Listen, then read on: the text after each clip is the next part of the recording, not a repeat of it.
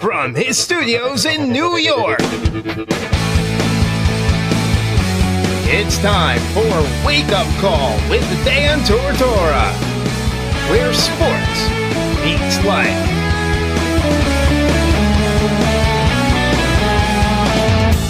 Here's your host, Dan Tortora.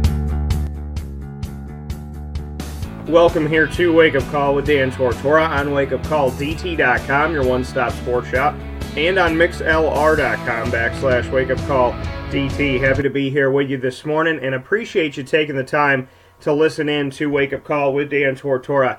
Boy, do we have an amazing conversation to have. A lot going on here, folks. A lot to talk about, a lot to discuss. The football world and my connection to it. Things have been awesome. And I just got a message here. Let's see what we got.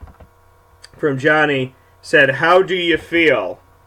I feel amazing. And we're going to discuss why that is in just a little bit here. But welcome to the show. Welcome to the second full week, I should say, of January. And if you start on a Monday. So welcome to the show. Here on Wake Up Call with Dan Tortora on mixlr.com/wakeupcalldt.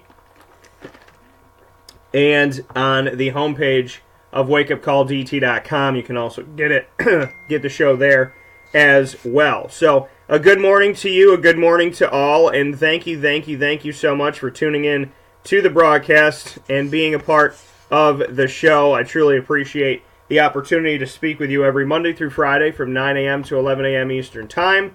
And in today's morning menu, proudly presented by the Market Diner on 2100 Park Street in Syracuse, New York, in the regional market, across from Destiny, USA. It is the home of the Dan Tortora Special. Belgian waffle cut in half, bacon, egg, and cheese inside. At least 70 of them sold per week. Almost 100 of these sandwiches sold per week because you are amazing. So get yourself over to the Market Diner and try that out and get yourself some. We have a lot to talk about on today's show. Dan Pearson is going to be joining me in just a little bit. Dan and I worked together when I was covering the UFL, United Football League's Florida Tuskers, that featured John Gruden's brother Jay Gruden, Dominique Rhodes, who won a Super Bowl with the Colts, also featured guys like Brooks Bollinger and Avion Kaysen, and guys that had played in the NFL, and connected me with the man they call Joe Theismann. So Dan Pearson is going to be joining the show because he's had a lot to say about UCF, and if UCF should call themselves national champions, if this is something that he agrees or disagrees with. So we're going to get into that, and then Papa Joe,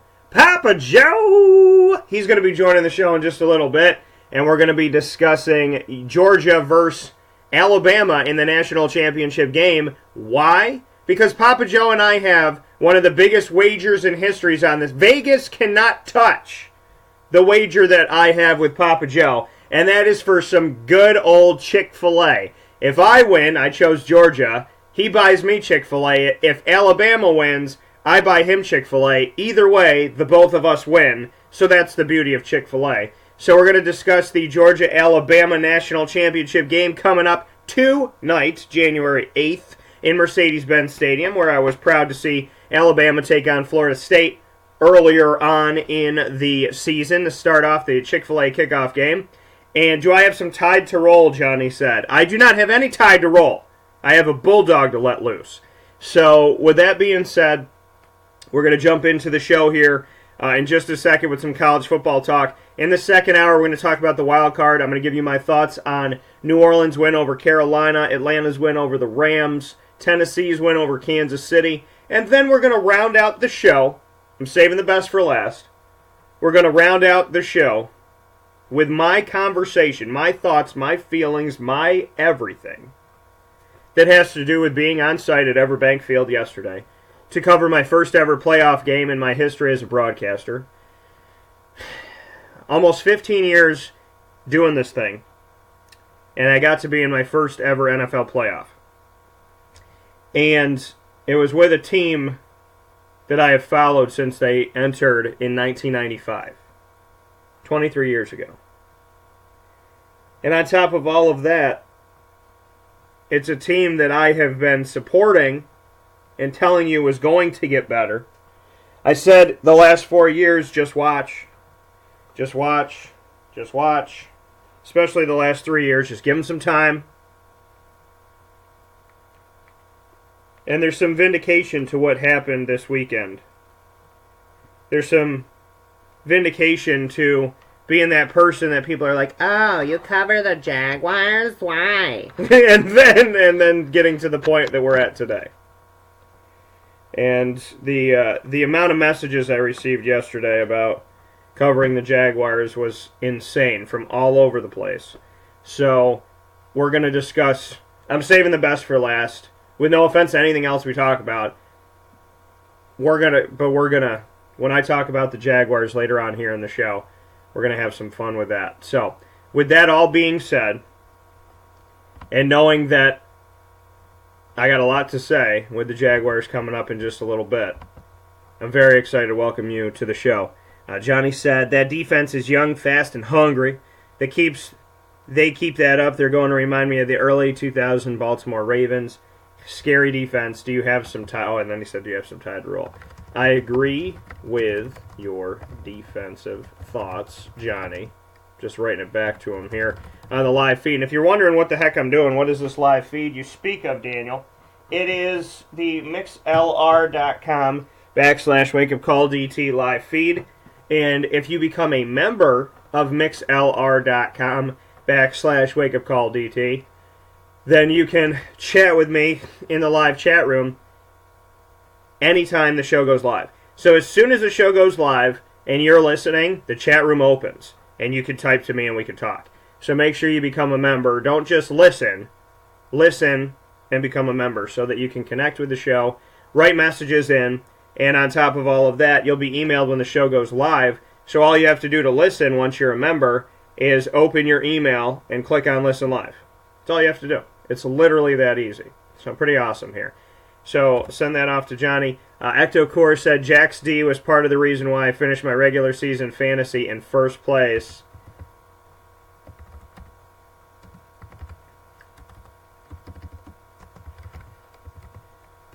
So I'll send that back to Ecto Core's. Picking the Jaguars defense helped him out to finish first place in fantasy, and he played in the Wake Up Call Fantasy Football Challenge. So shout out to you, Ecto Course, for doing that. Johnny did that as well. Jimmy, everybody. So it's an amazing morning. It's amazing how I got down to Jacksonville. It's amazing how I even got here yesterday. So we'll discuss that all in just a little bit. I have so many thoughts and feelings running through right now. It's amazing.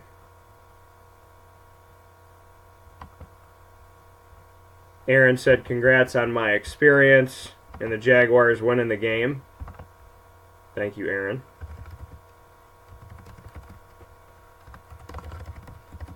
Gotta hang out. Aaron, and I gotta put this on Johnny.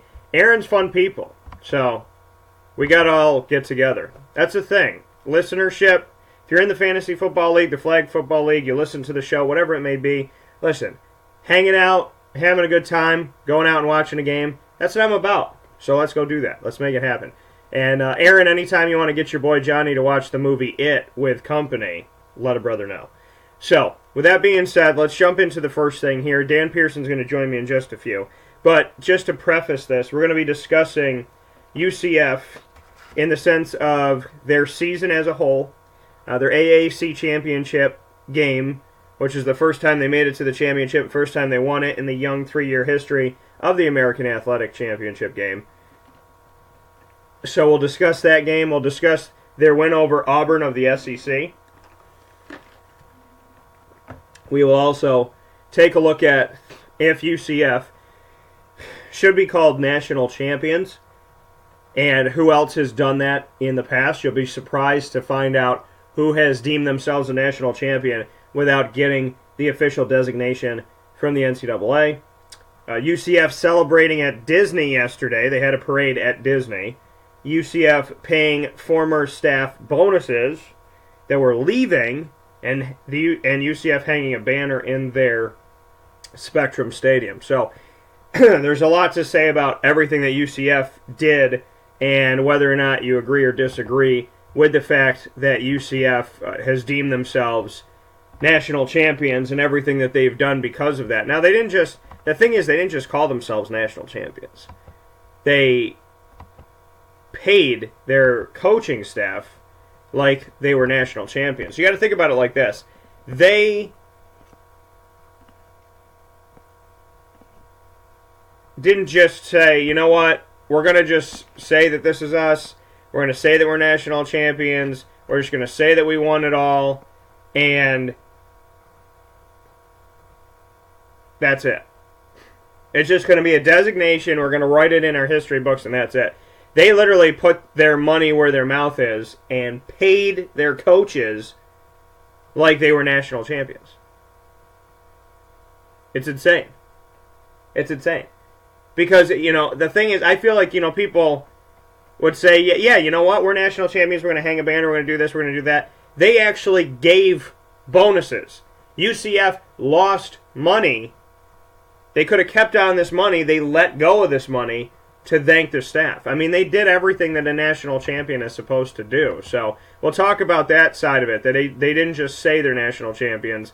They celebrated their national champion season, in their opinion, by doing right by their coaches. So we're going to discuss that all in just a little bit here after we take this step aside on Wake Up Call with Dan Tortora on wakeupcalldt.com, your one-stop sports shop, and on mixlr.com/wakeupcalldt. So we will get into UCF and the conversation with Dan Pearson in just a minute. This is a Wake Up Call Fast Break.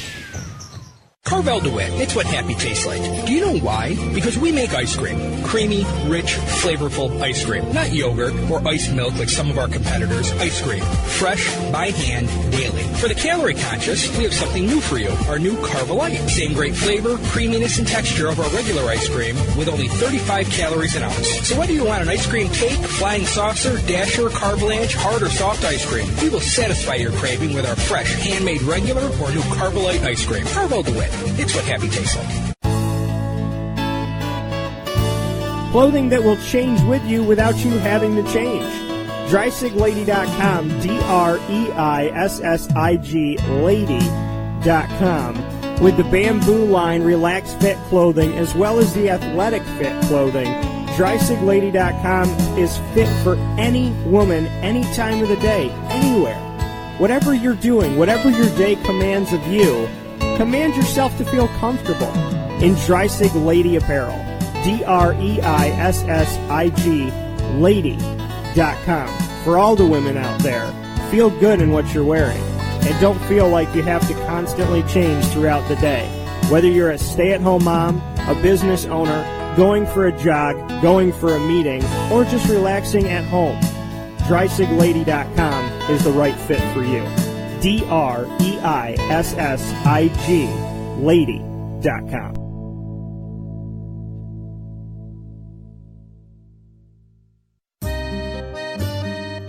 This is Lawrence Papaleo, licensed real estate salesperson for Gilbo Realty.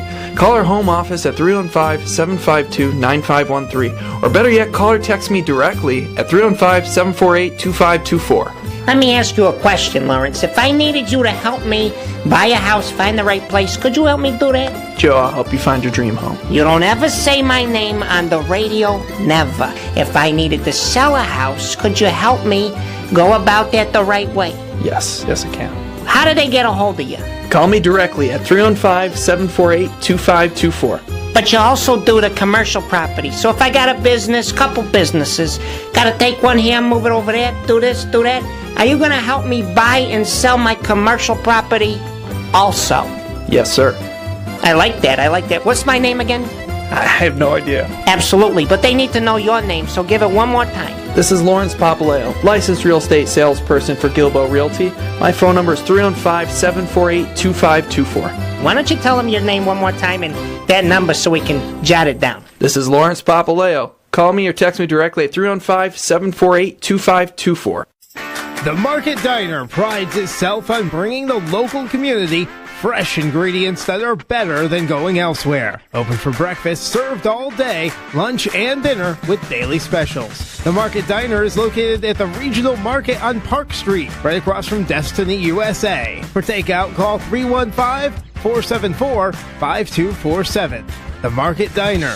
Local, fresh, better.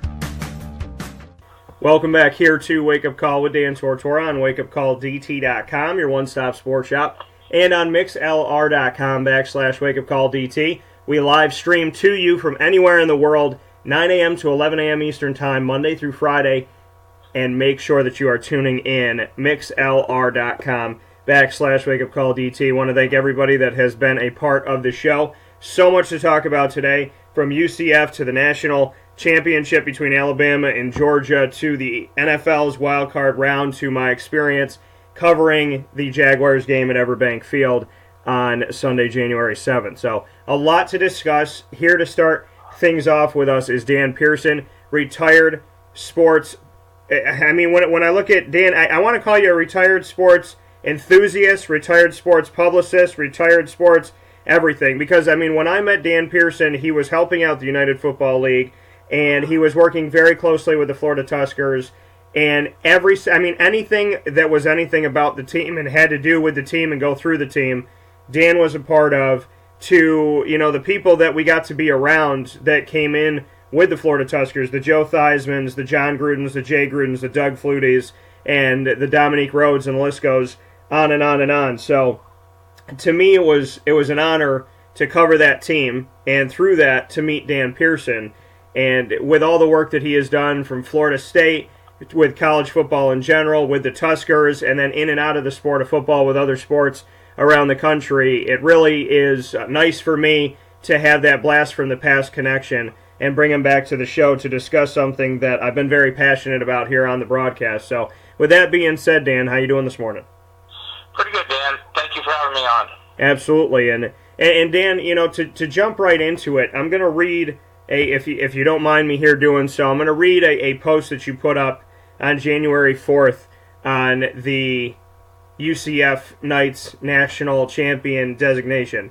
And you said, so now I'm reading a ton of posts saying UCF has taken this national championship thing, quote-unquote, too far, and they are, quote-unquote, crossing the line.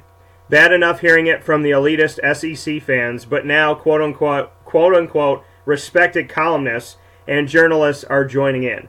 Give it a rest, you arrogant, and I'll blank that out. First you make sure the teams like UCF never get invited to the party, and now you want to dictate how much fun they're allowed to have. If 20th ranked and 2-loss Alabama can claim a national championship in 1941, and 9th in the AP and 2-loss 1967, Tennessee can claim a national championship, why can't 13-0 UCF also claim it? Frankly, from a PR standpoint, what they're doing is actually brilliant, and I'm buying me some national championship swag. And then it says, cockroaches stay in your place. So, after reading this, because I had followed some of the stuff you had written about UCF, this was the one where I really said, you know what, I want to have Dan on the show because there's a lot of passion with what he's feeling with this, and you brought up some good points on teams that have decided that they're national champions and nobody stopped them. So to go off of what you said on January 4th, let's kind of just branch out from there and the thoughts that you're having about the people that say that UCF has no business and no right to call themselves a national champion. Well, Dan, I think it's really on a whole lot of different angles you can look at this thing. And the first thing I want to say, and I think it's important to note this, I'm not a UCF fan. My son went to the University of South Florida. They're obviously bitter rivals. I worked at Florida State. I have no dog in this fight at all, but it just bothers me that, again, this was a team that went 13-0. They beat a team in the Peach Bowl that 5 weeks ago they were saying was the second best team in the country, and now these SEC fans and these college football elitists, and that's what they are. They just feel that if you're not in the Power 5, you're not very good. But the fact of the matter is that if you really look at any team in the, any league in the Power 5, you're going to find 1, 2, 3, maybe 4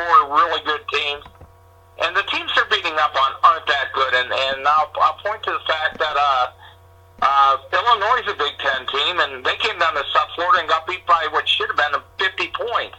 So how good are they really? And I think that when a team goes 13-0, and if they're obviously upset that they weren't invited to the party, they have every reason and right to feel that way. And I think the other part of this whole thing is the bottom line is that everybody keeps saying, "Oh, you got to accept that you're not the national championship." And my question is, why? There has never been an NCAA Division I national football champion. It's always been determined by polls, and even the latest thing with the BCS and now the CFP, they're invitationals. You have a bunch of people. There is no set criteria for who gets into that 4-team tournament now. You have a bunch of people sitting around, and in their opinion, these are the 4 best teams, but that's all it is an opinion. Until there is a set format where if you do this, this, and this, you're guaranteed a spot in that playoff, then it's not a playoff. It's an invitational. And going off of what you said, speaking here with Dan Pearson, to take a look at what has been going on with the BCS, with the college football playoff, like you said, it's an invitational because they essentially decide whether it was the BCS National Championship game or the 4-team college football playoff. There's a committee that sits and says, we believe that these are the 4 teams that should be in here. We believe that these are the 4 teams that should play. Now, sometimes there's undefeated teams, like an Alabama or like a Clemson, who get put in the college football playoff, but other undefeated teams, if it's a BYU or a Boise State or whatever it may be, they don't make it in because the committee says, well, they didn't play tough enough teams, a tough enough schedule, tough enough non-conference, and they're not in a tough enough conference to be considered to be in the college football playoff. Yet, if you're undefeated and you're in the Power 5, you're pretty much guaranteed. In the case of UCF, they don't play in an easy conference. I've covered this conference since it's literally like that institution before the logo, before everything. I've been talking with Mike Oresco, their commissioner, and to follow this conference and to look at the Memphises and the South Floridas and the UCFs and the Houstons and the Navies and so on and so forth, the American Athletic is not one of those easy conferences to bowl over. And 7 out of 12 of their teams, more than half of their teams, went to a bowl game this season and ended with a winning record in the bowl season. So to see UCF coming in and say, well, they're one of the undefeateds. Let's say Clemson was undefeated. Let's say Wisconsin's undefeated. Alabama's undefeated.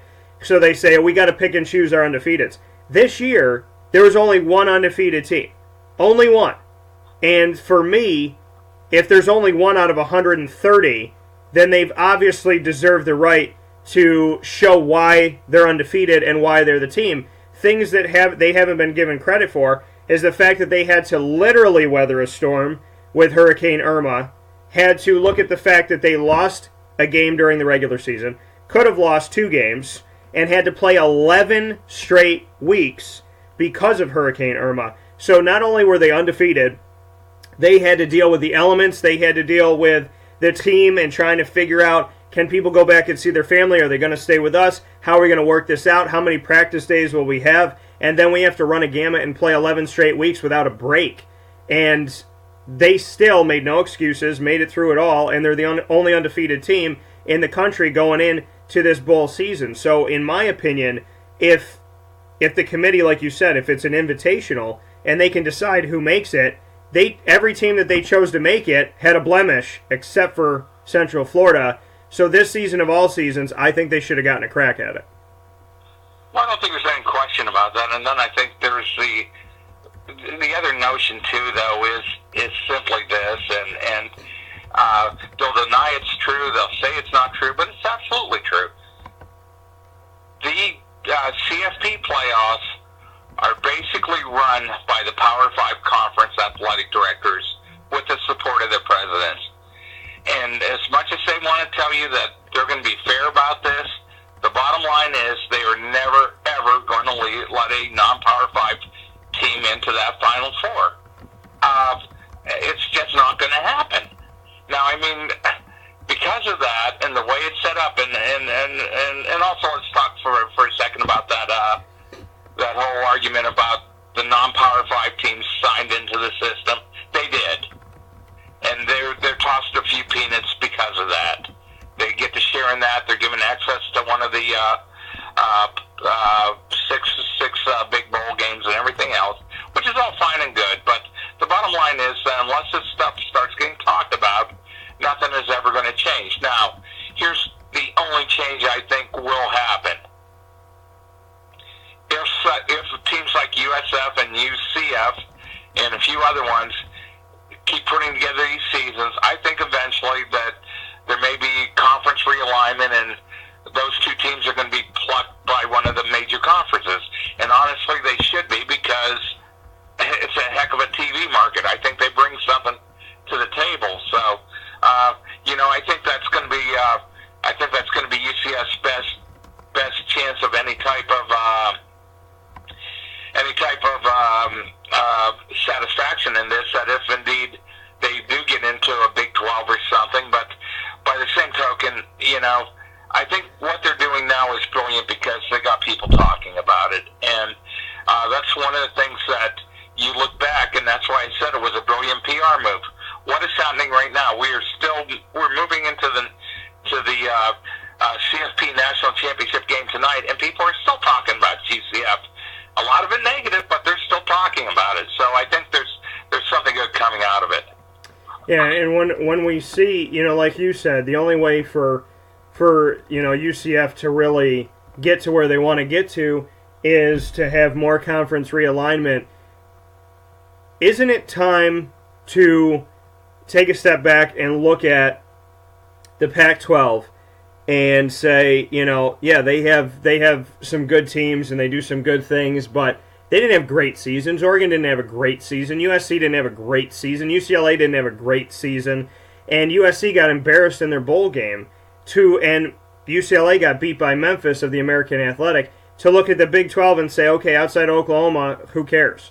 So the American... There is always a danger, though, of taking 1 year and saying, well, that conference isn't very good and maybe the AAC is better. I think what really happens here, though, Dan, and when you really look at it, it's not that really hard to figure out. You have 5 conferences controlling all the money in college football. They're the ones with the TV contracts. That's not going to change. And because of that, though, what they're doing is they're excluding everybody else from being in the party. And, you can argue about the fairness of it, but you can also say life isn't fair. I don't really see that ever really changing. What I do see changing, and again, it would be the best thing for certain schools, is to basically get to a point where they're so good, a conference is going to say, we gotta get these guys. And I think that's going to be the redemption for UCF and hopefully USF too. But that's going to take some time to happen. Now, I don't think any of us know when conference realignment is going to happen again. I do see one conference, the Big 12, with only 10 teams in it.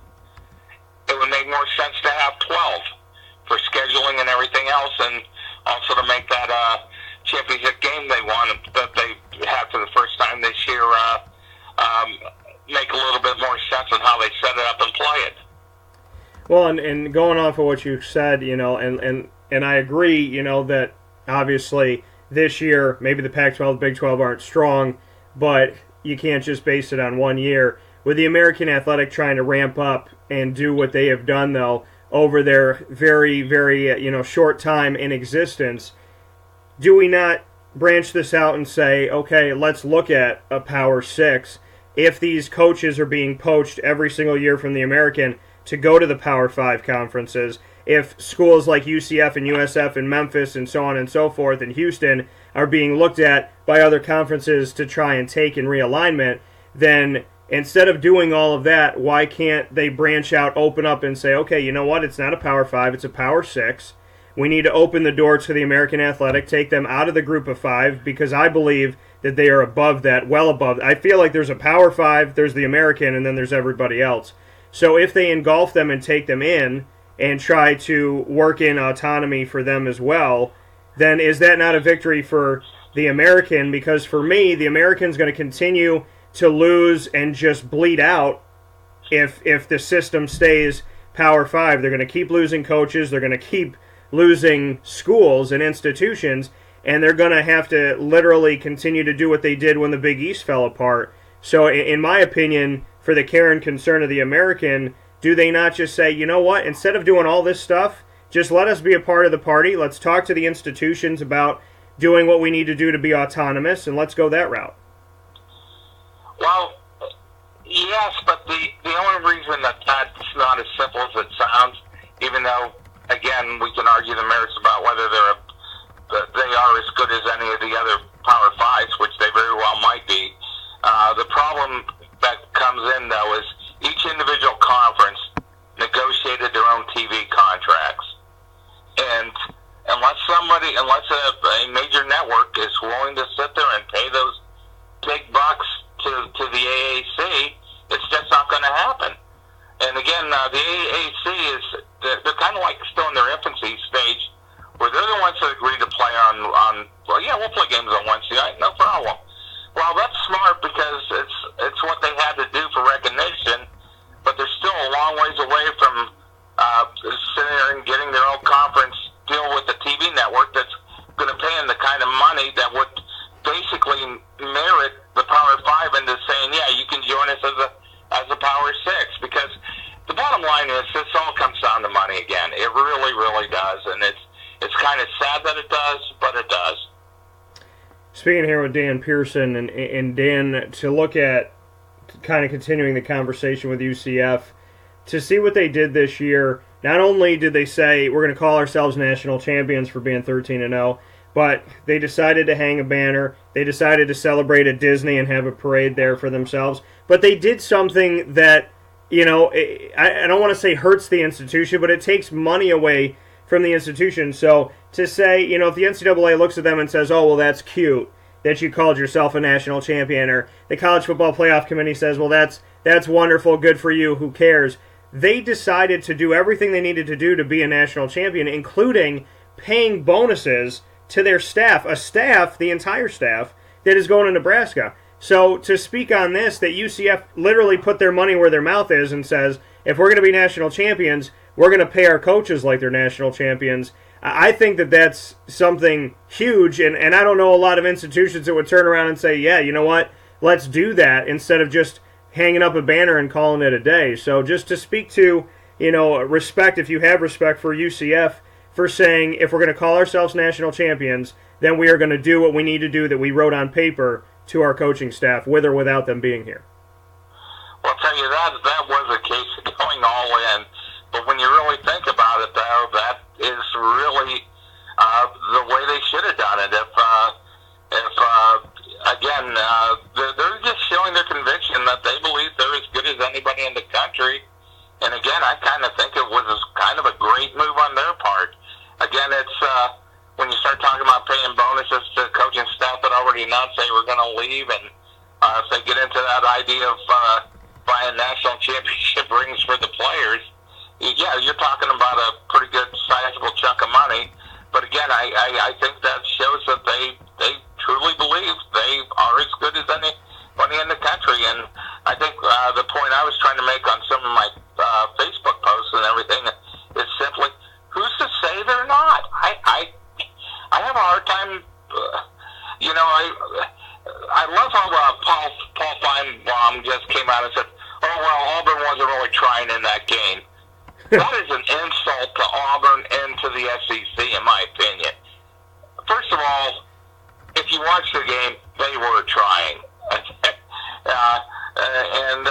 Honestly, if you look at that game, too, and I mentioned this, is that the quarterback Milton from UCF played about as bad as he could play in the first half, and they still had a 7-point lead, and then they lost that lead, and everybody goes, well, here it goes.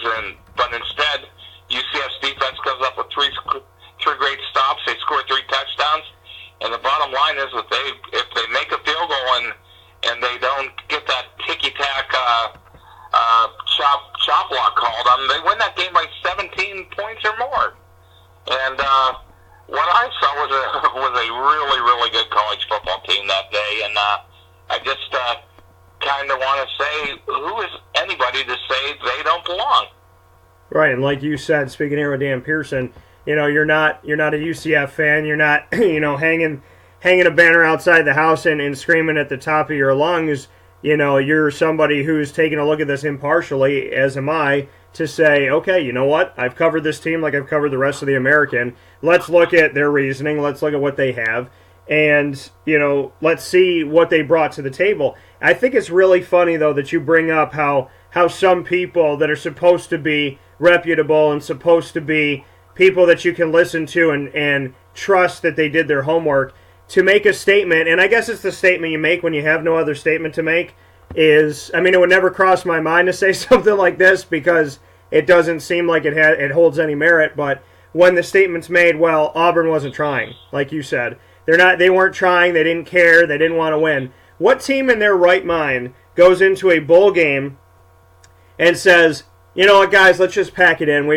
We prepared all, this whole month to be here and did everything we could to win this game, but let's just, give it up to them. They're the little kids. Let's let our little brother win.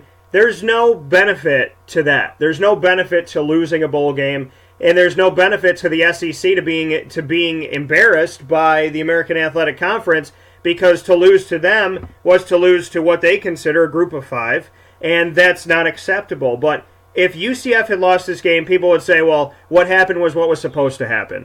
But when Auburn wins the game, or when Auburn loses the game, we have to listen to people who sound very ignorant and naive to the sport of college football to say, well, Auburn just didn't really want to play the game. They really didn't care. Well, that's really the way that it's always been on that the guys in the SEC and the guys in the Big Ten and the fans of the Big 12, they look at teams like UCF, SMU, Houston. Oh, wow, they play in that conference. They're not very good.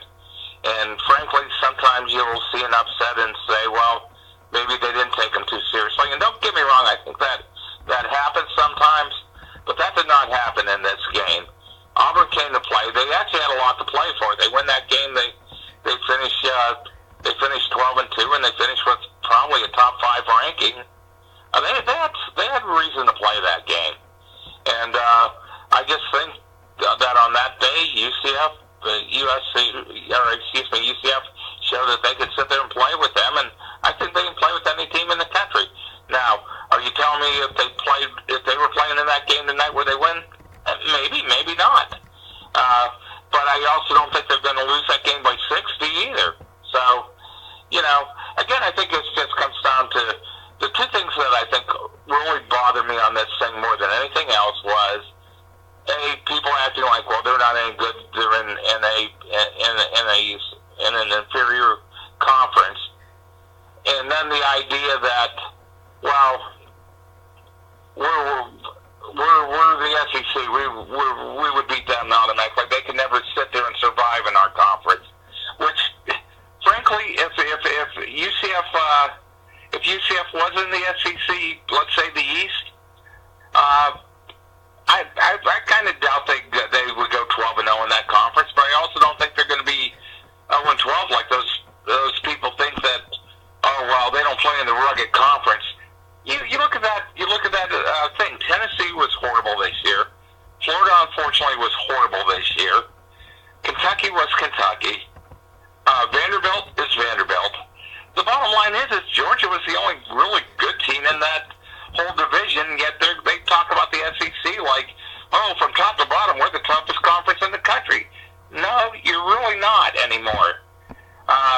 The Western Conference, you can make that argument, but the conference is both sides, and one side, frankly, was quite weak. And again, I just look at, well, okay, part of your resume of Ohio State, we beat all these Big Ten foes, which includes Illinois, which USF destroyed in Tampa this year. This whole idea of, oh well, you won't do well in our conference. Well, if you're beating up on these weak sisters in your conference, why do you think we wouldn't beat up on them? Right. And I think one of the things to note, too, is that in the final rankings, collegiately of 130 teams, UCF defeated 3 teams ranked in the top 25, and Alabama defeated 3 teams ranked in the top 25, yet UCF defeated the team, Auburn, that defeated Alabama. So to look at these things, if you just look at it and you say, well, who did UCF play? They didn't play anybody. Alabama and UCF both played 3 ranked teams and defeated 3 ranked teams in the final rankings, and UCF one step further defeated the team that defeated Alabama and defeated Georgia, who are the 2 teams playing in the national championship. So, I think if you want to put this all to bed, speaking to the College Football Playoff Committee, in the future, when a team doesn't belong, because UCF didn't belong in the Fiesta Bowl and they spanked Baylor, they didn't belong in this game and they spanked Auburn. So if they don't belong for a third time, maybe, just maybe, if the College Football Playoff wants to shut everybody up, let them play, and if they lose, say what you're going to say, but let them play the game. Let them go out there and do it. There's been, Clemson, when they played Ohio State in recent history of the College Football Playoff, Ohio State was completely embarrassed. So, you say Ohio State has a game like that, but yet UCF is going to be more embarrassed by that? I don't think so. And it's just any argument that people are making logically, well, Alabama this, well, Auburn beat Alabama and UCF beat Auburn. So any argument people make about UCF could have been put to bed if you let them in the College Football Playoff and allowed them to fight for their chance to be there and fight for the opportunity to stay. And at the same time, Dan, when you look at UCF and what they've done this season, I think the College Football Playoff Committee, who decides the teams that play in the Chick-fil-A Peach Bowl, the Peach Bowl doesn't decide it, it's decided by the committee. I think what they did was they said, you know what? If we think Auburn was just one step out of the College Football Playoff, and if they had beaten Georgia, they would have been in, let's do this. Let's throw them at UCF. Since everybody thinks UCF's so darn good, let's throw them at them, and this will be a test to put them in their place. And the test backfired. So now there's nothing after the test. They beat the test, so, let them in the playoff, but they can't do that this year.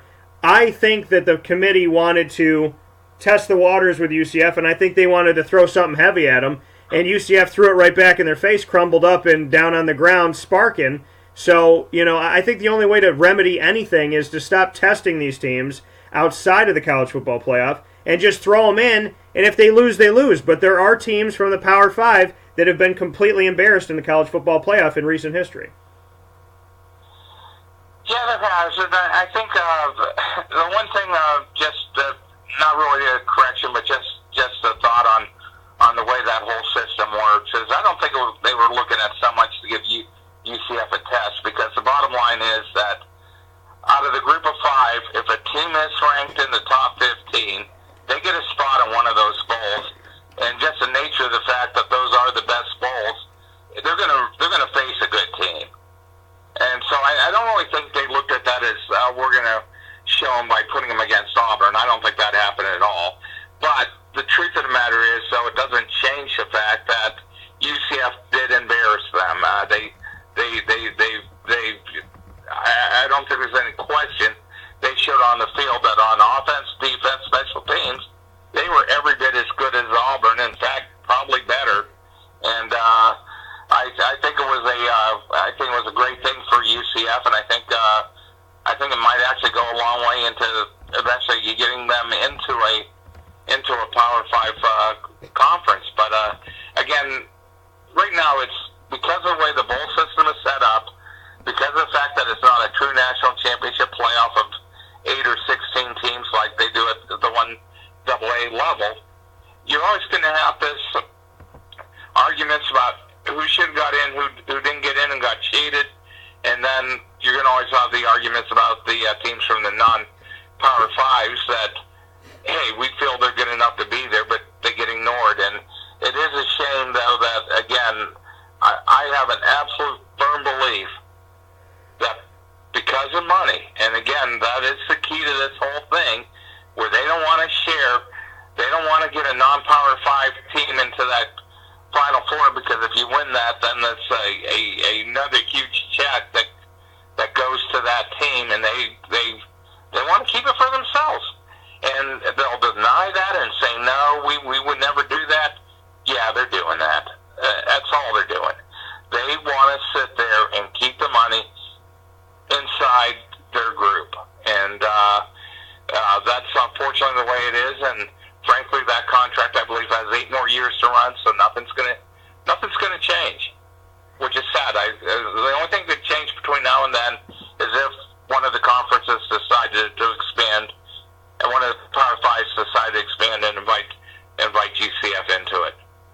in conclusion here with Dan Pearson, retired sports publicist.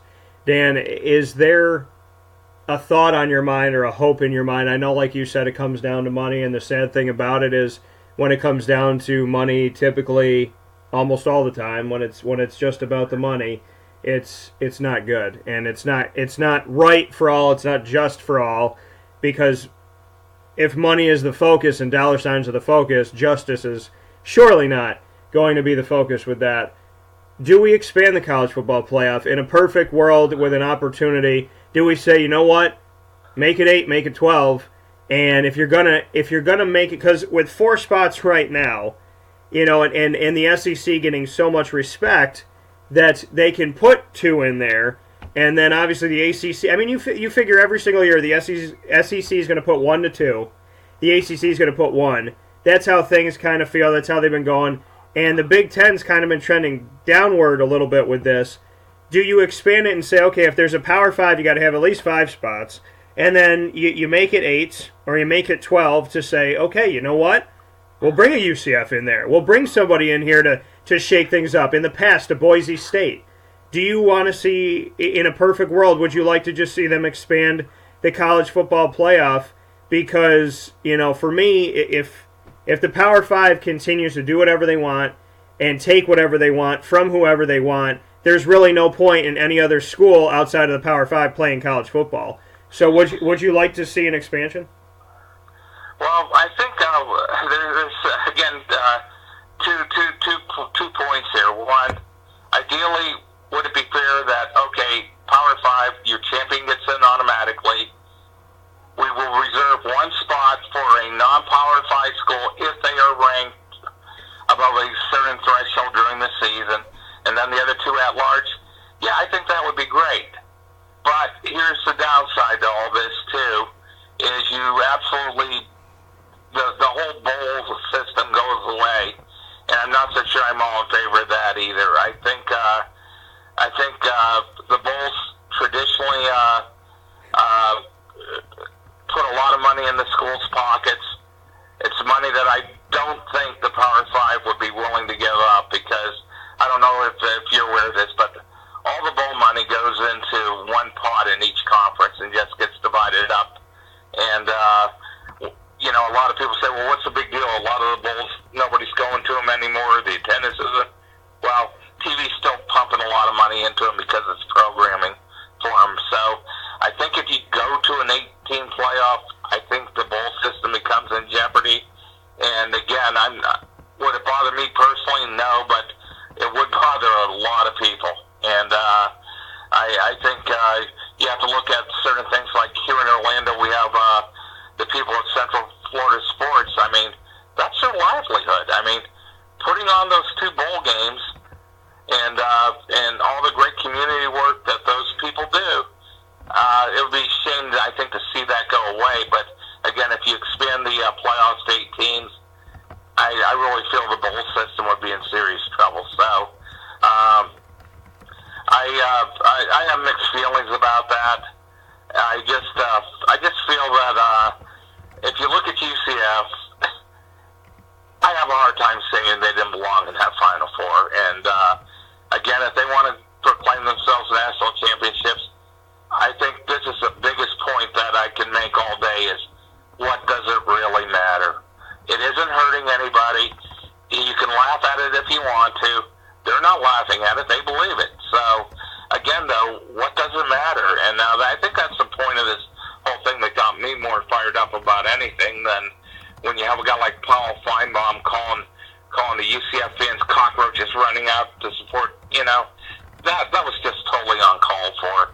And I just really feel that they have a right to scream whatever they want. They ran the table. And I agree with you. You know, they're the only team out of 130 FBS schools that went undefeated.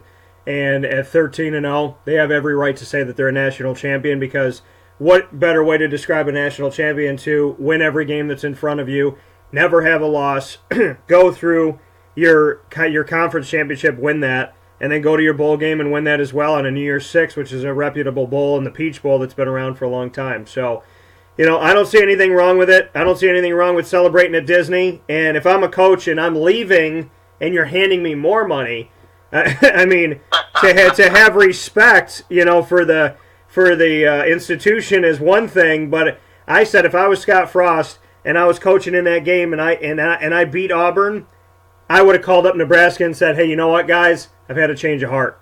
So, I think it's a very hard decision to leave. And unfortunately, if you take out the fact that he played there, I think one of the things working in this is the notion that Scott Frost is sitting there going, I've done all this stuff with this team, and we still didn't get respect. So if I'm never going to make the college football playoff as part of the American, I can't stay. And that's something that I think needs to change in and of itself. Dan, I appreciate having you here on the show. I know it's been a long time, but I definitely want to have you back on a whole lot sooner. Dan Pearson, retired sports publicist, and somebody who I really appreciated years ago and appreciate you up to this point. So blessings to you with the everything coming up. I hope you enjoy the game tonight, and I look forward to having you back. Okay, great. Hey, thanks, Dan. All right, take care. Have a good day. Bye-bye. Take care. That coming from Dan Pearson once again, retired sports publicist who I met through the Florida Tuskers that were down here in the United Football League with some of the greats, the Joe Theismanns, John, Jay Gruden, Doug Flutie, Dominique Rhodes, and so on and so forth. We'll take a step aside here, and we'll come back to discuss the college football playoff championship game between Bama and the Georgia Bulldogs in just a moment here with the man they call Papa Joe. This is a wake-up call, Fast Break. Utica Pizza Company spells family. Your family, my family, their family.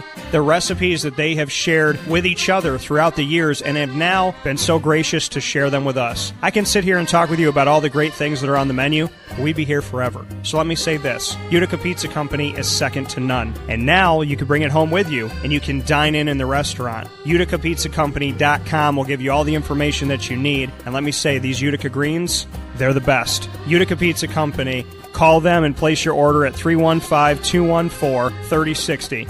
That's 315-214-3060. Families break bread at Utica Pizza Company.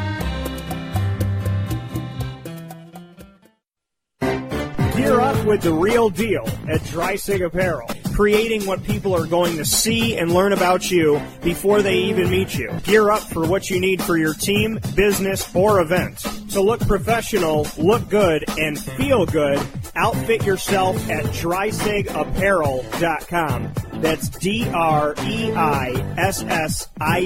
Apparel.com. The only place to gear up with the real deal.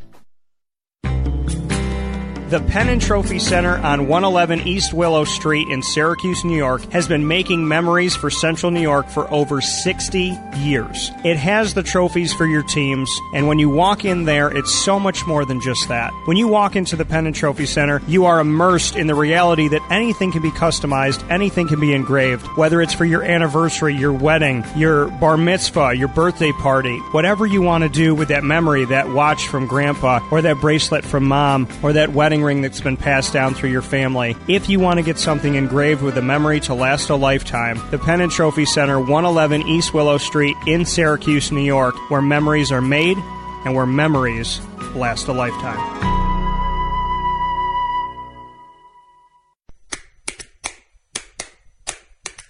What's the universal language of a fan? Clapping your hands.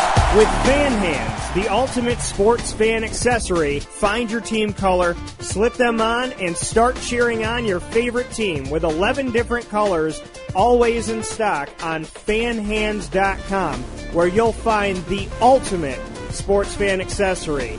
Real fans wear Fan Hands.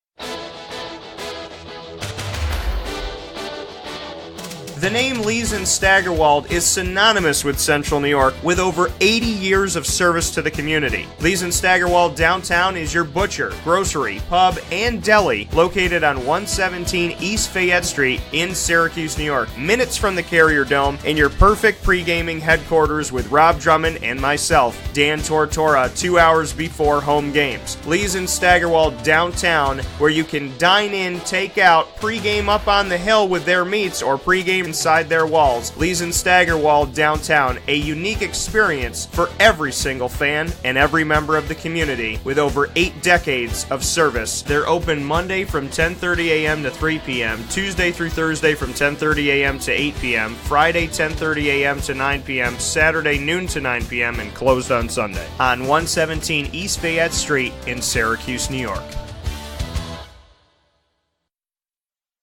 Welcome back here to Wake Up Call with Dan Tortora on wakeupcalldt.com, your one-stop sports shop, and on mixlr.com/wakeupcalldt. I know I said we get into the NFL wildcard. We're going to do that. We're going to talk about all 4 games, and then I'm going to have undoubtedly a lot to say about my Jaguars-Bills game that I covered at EverBank Field. So that's going to happen in just a few moments here. But before we go there, we have to go to this very important, very crucial piece of today's morning menu, proudly presented by the Market Diner on 2100 Park Street in Syracuse, New York, in the regional market across from Destiny USA. And it is my time to do that thing that I do typically on a Thursday with the man they call Papa Joe, and that is discuss the college football ranks.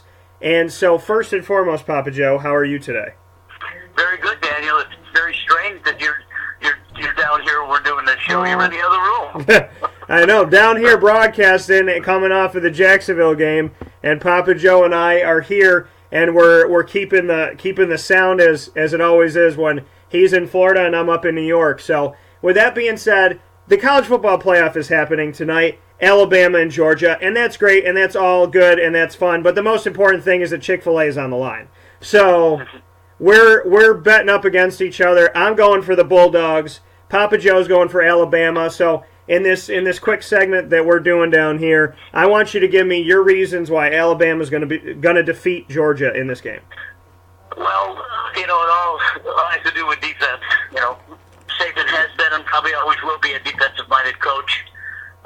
He typically recruits the best athletes and the fastest athletes at those positions, especially at linebacker. Georgia's has done a phenomenal job this year. Kirby Smart he turned them around. I hate to say that because I'm a Gator, but he has turned them around. He's got 2 huge backs. They're both seniors. They're both men. And if Nick isn't careful, this thing could get out of hand against him, not with him.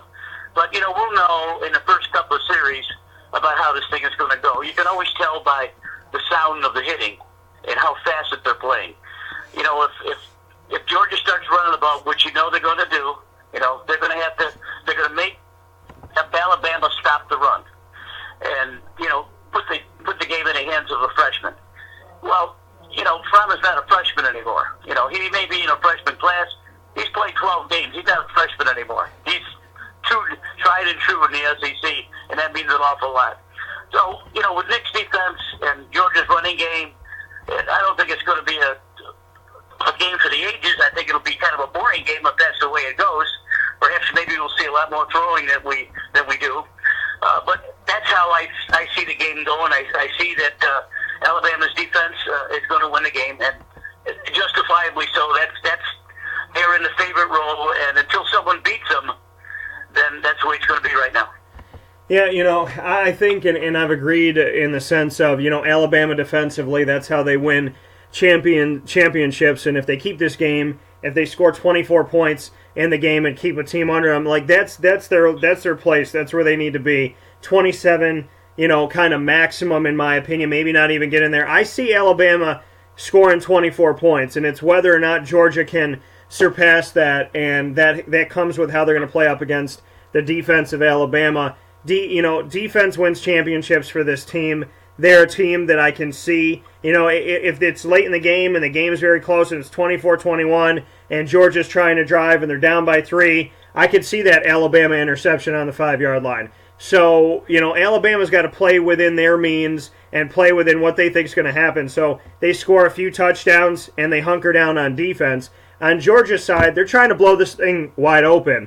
And you got to remember what Georgia did to Oklahoma, the team that plays no defense whatsoever and just scores points. They were able to put 54 on a team that scored 48 points themselves. And to see Georgia go up that high, I didn't think Georgia was going to necessarily score anywhere near that. I thought they'd be in the 30s, but it just shows how much firepower they have. Nick Chubb and Sony Michel together have combined this season for 2,449 rushing yards as a combined unit. Nick Chubb has 6.4 yards a carry. Sony Michel has 8. They both have touchdowns that have been over 50 yards, and they've combined to score 31 of the 41 rushing touchdowns for Georgia this season. And Jake Fromm, like you said, he's not a freshman anymore. This man knows what he's doing. 23 touchdowns to only 5 interceptions this season, and he's completing just about 64% of his passes. On the other side of it is a guy that I want to kind of be very... I have to think on how you want to describe this, because Jalen Hurts has been described by some, I feel like, or analyzed by some, to be not a good quarterback. And this man has over 2,000 yards. He completes 61% of his passes. He has 17 touchdowns, only 1 interception through the air. So to say that Jalen Hurts is just kind of that running quarterback that doesn't have an arm and has no strength, I think is a very ignorant and naive thing to say. I think that Jalen Hurts is more of a dual threat than maybe he gets credit for. And I think that if you tell him he can't air it out, he'll turn around and air it out in this game. So I don't think it's going to be easy on either side of it. I think Alabama's defense is better, but I think Georgia's offense is better. So it's banging your heads together to see who's going to come out with the victory. I'm giving Georgia the edge in the sense of Jake Fromm is more of your traditional guy back under center who, if you need him to kind of hunker down and make it happen, there are opportunities for him to go out there and do that, but with guys like DeAndre Swift and company. But I just really feel like the rushing attack is too much for Alabama. I think as much as they want to, stuff you and knock you down, and their defense wants to, be that team in the trenches, running backs are in the trenches as well. And if they can hit that Alabama line and break through, which I think they will at least a few times in this game, I'm giving Georgia the slight edge because of Sony Michel and Nick Chubb. But I am in no way saying that this will probably not be one of the most exciting, if not the most exciting, college football playoff I have potentially seen to date at this point. Well, you bring up good points. Get back to Jalen Hurts for a while. This kid was a 4-star recruit out of Texas. He was coached by his father. For anyone to say he's not a good quarterback, they obviously don't understand the game. Now, how many freshmen would you think Nick Saban would start at Alabama? 0. This kid started as a freshman. He beat out some upperclassmen. He's a classy guy. He's not really a run-first quarterback. He's not really, I wouldn't call him an option quarterback. He'll run, just like we saw with Bortles yesterday. He'll run if he has to. He's an amazing athlete. So he's not going to sit back there and throw for 300 yards every game. That's not what Saban looks for. Saban looks to control the clock and play tough defense. On the other side, if Georgia continues to run the ball the way they have been and keep the ball out of Hurts' hands and keep Nick Saban on the sideline, that's going to bode well for Georgia. Georgia needs a run game. We know that. They got to control the clock, and it's up to Alabama to win the game. It's in Georgia's grasp. Frankly, they're not really favored, but they're favored by a lot of football people. Let's put it that way. If they can control the line of scrimmage and both backs maybe get 70, 80 yards or something like that and keep the ball out of Hurts' hand, it'll go Georgia's way. I don't see it that way.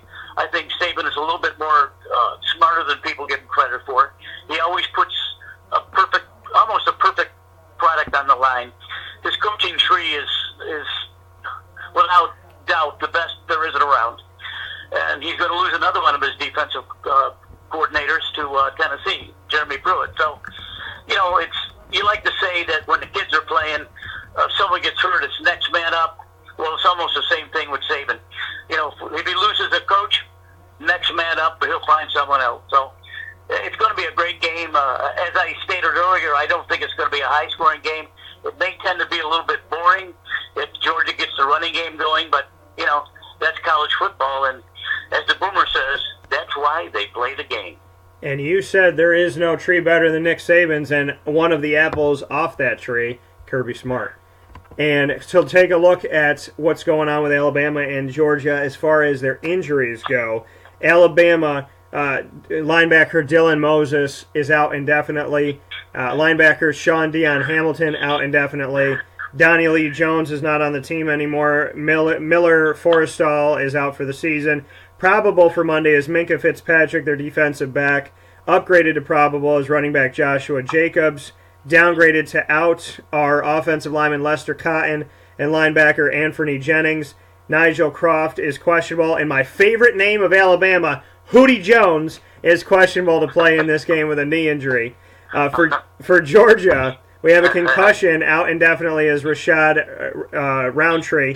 Charlie Warner is downgraded to doubtful in the game tonight at tight end. For Georgia, Jason Stanley is upgraded to probable as a wide receiver for the team. D'Angelo Gibbs, Latavius Brinney, and Natrez Patrick are all questionable. And this Natrez and Latavius, both disciplinary suspension type things for them. So just to give people kind of a note of some of the players and the numbers that you may or may not see out there.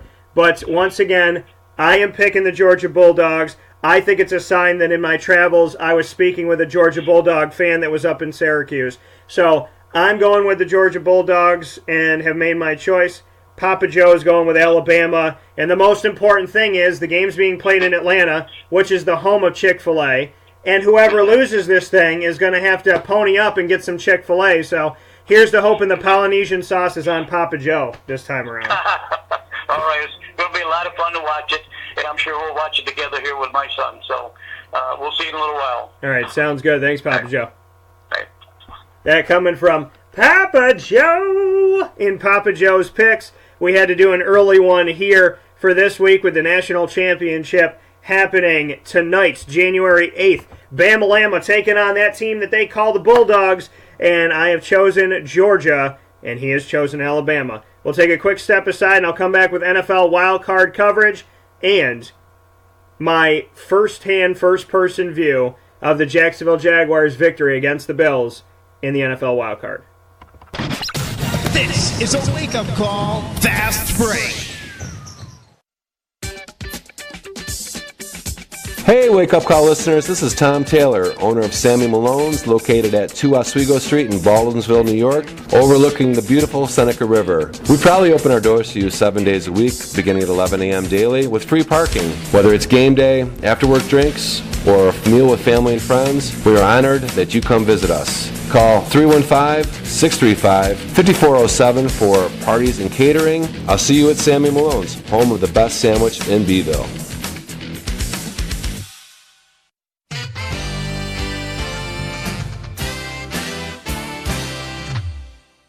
Hi, this is Domenico Vitali, owner of Giovanni's Formal Wear, where you look great and feel even better with our renowned tailoring and alteration services on any suit or any tuxedo from anywhere. Call 315-455-8729. That's 315-455-8729. Stop in locally on Route 11 in North Syracuse, next to the Ponderosa Plaza, where you can choose your style, get fitted, and tailored, all at Giovanni's Formal Wear.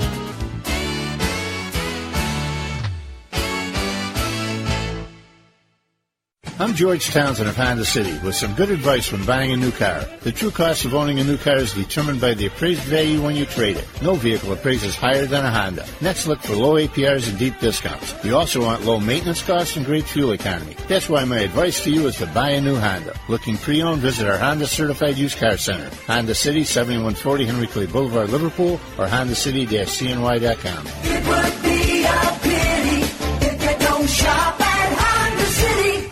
For all of us that have always wanted our favorite restaurant to come to us, it's now a reality in Central New York with It's a Utica Thing, with Utica Pizza Company bringing their wonderful recipes that they've handed down through generations to you, to your event, to your business, to your home. It's a Utica Thing, proudly bringing Utica Pizza Company on wheels to your location. Call 315-738-8946. That's 315-738-8946 to bring Utica Pizza Company to your doorstep with It's a Utica Thing.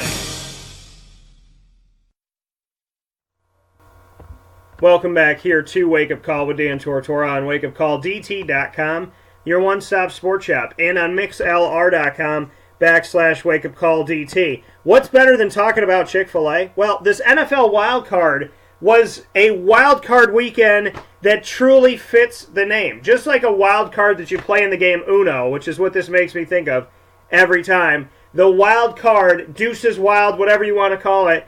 There were some wild cards that happened in the wild card weekend and some crazy finishes and changes to what people maybe have expected. And two of those games, they both happened on Saturday. The teams that you thought, maybe, maybe not, probably not. How about this? The Atlanta Falcons winning their game. This is the first one we're going to talk about here in the morning menu, proudly presented by the Market Diner on 2100 Park Street in Syracuse, New York, in the regional market across from Destiny, USA. This is what we're going to discuss here right now. First and foremost is this game. The Falcons up against the Los Angeles Rams. The Rams, this phenomenal offense. One of the best offenses in the country, regarded by some, especially during the season and early in the season, as being the most high-powered offense in the country of 32 teams. And they fell apart in this Falcons-Rams game. And to me, it was insane. But again, the Falcons are the Falcons, and the Falcons look like they were down and out. They look like they had nothing left to give to the season. There was a time where you just thought the Falcons had almost completely knocked themselves out of this thing. And then they woke the heck up, they turned their butts around, and they did what they needed to do to get into the NFL playoffs. And not just get into the playoffs, but to start to win in the playoffs. To get this game. And now all of a sudden people are like, oh my good Lord. Could it be Alabama? Thinking about tonight. Could it be Atlanta and the Patriots again? I don't think so. I don't think it's going to be both. Could be neither. And I know that I'm insane in making a bold prediction that I don't think the Patriots will go back, because in order to beat the Patriots, you have to beat the Patriots and the officials. But where we sit right now is in a world of change in the NFL. 8 out of 12 teams were not there last year. That's not a normalcy in the NFL. To see teams like the Tennessee Titans and the Jacksonville Jaguars and the Buffalo Bills and all their droughts in the same year is unheard of. So we're going to go game by game, and I keep saving the best till last, which is my experience in Jacksonville yesterday, and we'll talk about that very soon.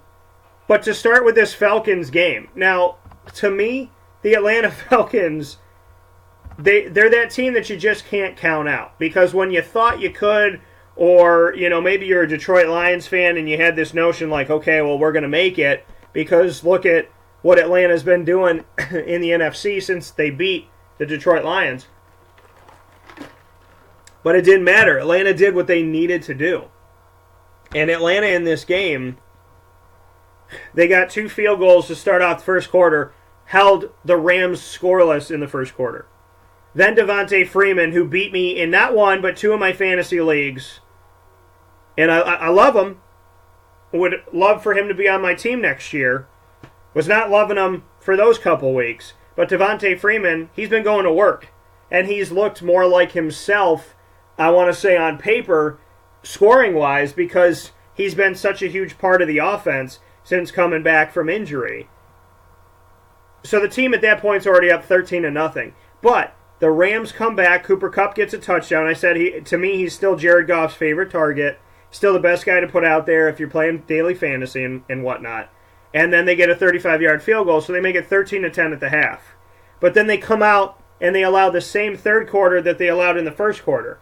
The Rams don't score. They give up 2 field goals. It's the exact carbon copy. Matt Bryant kicks 2 field goals from about the same places, a 20-something yarder and a 50-something yarder, and the Rams can't get the ball into the end zone or through the uprights. Then in the fourth quarter, they get a field goal. At this point, the game's 19-13, still in reach, and Julio Jones gets a touchdown to cancel out the Los Angeles Rams, the number 3 seed, up against the 6th-seeded Atlanta Falcons. And to me, I mean, when we look at Atlanta and we look at how they played this game, I said Matt Ryan's not your fantasy player to put out there because he's either 1 touchdown, no picks, or 1 touchdown, 1 pick. He continued that trend with 1 touchdown, no picks in this game.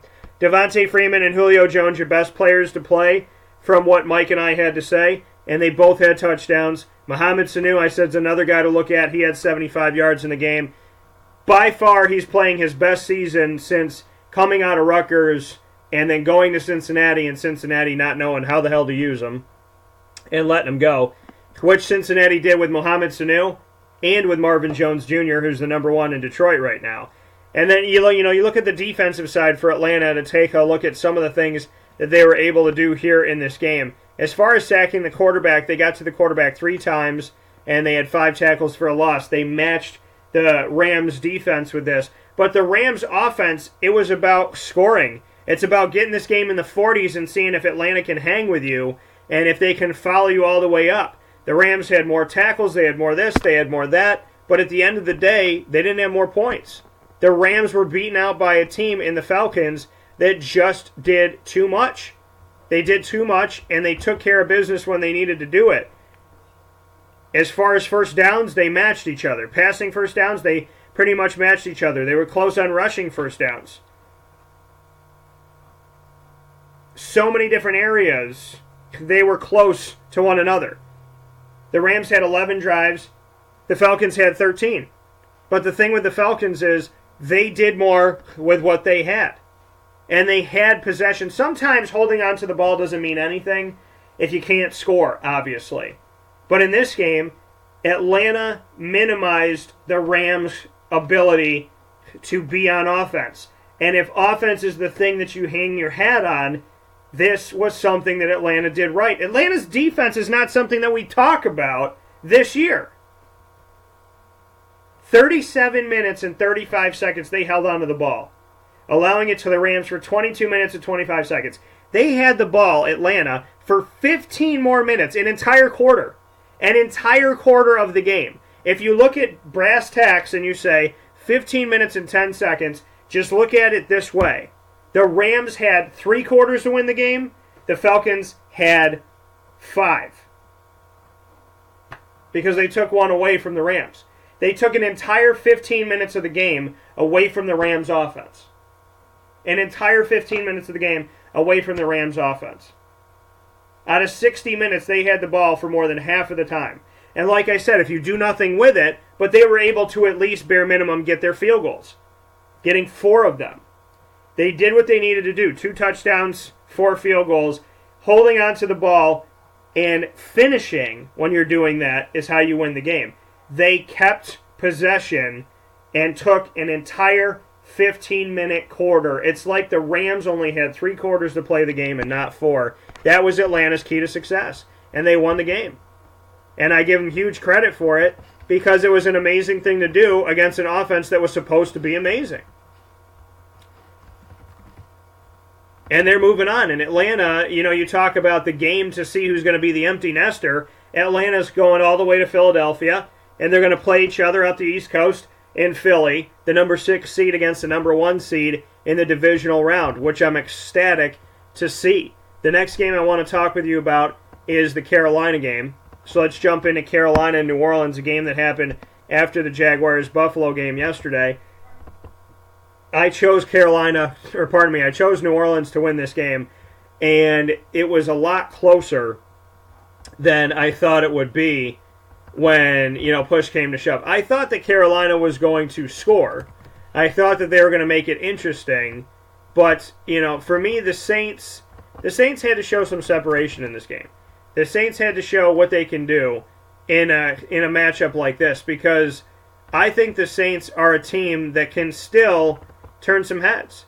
I think that they're a team that could still find their way into the Super Bowl, but they have to play very, very well down the stretch because the Saints are playing the Vikings.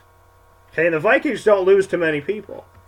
So to know that that's going to be the next matchup for the Saints is nothing easy to run through. I think Minnesota's got a shot at going to the Super Bowl without their starting quarterback and without their starting running back, which is insane, you would think, to say at the beginning of the season. People would have thought that I was absolutely nuts. But if you look at it right now, why can't the Minnesota Vikings move forward? And that's something that is credit to them, to their defense.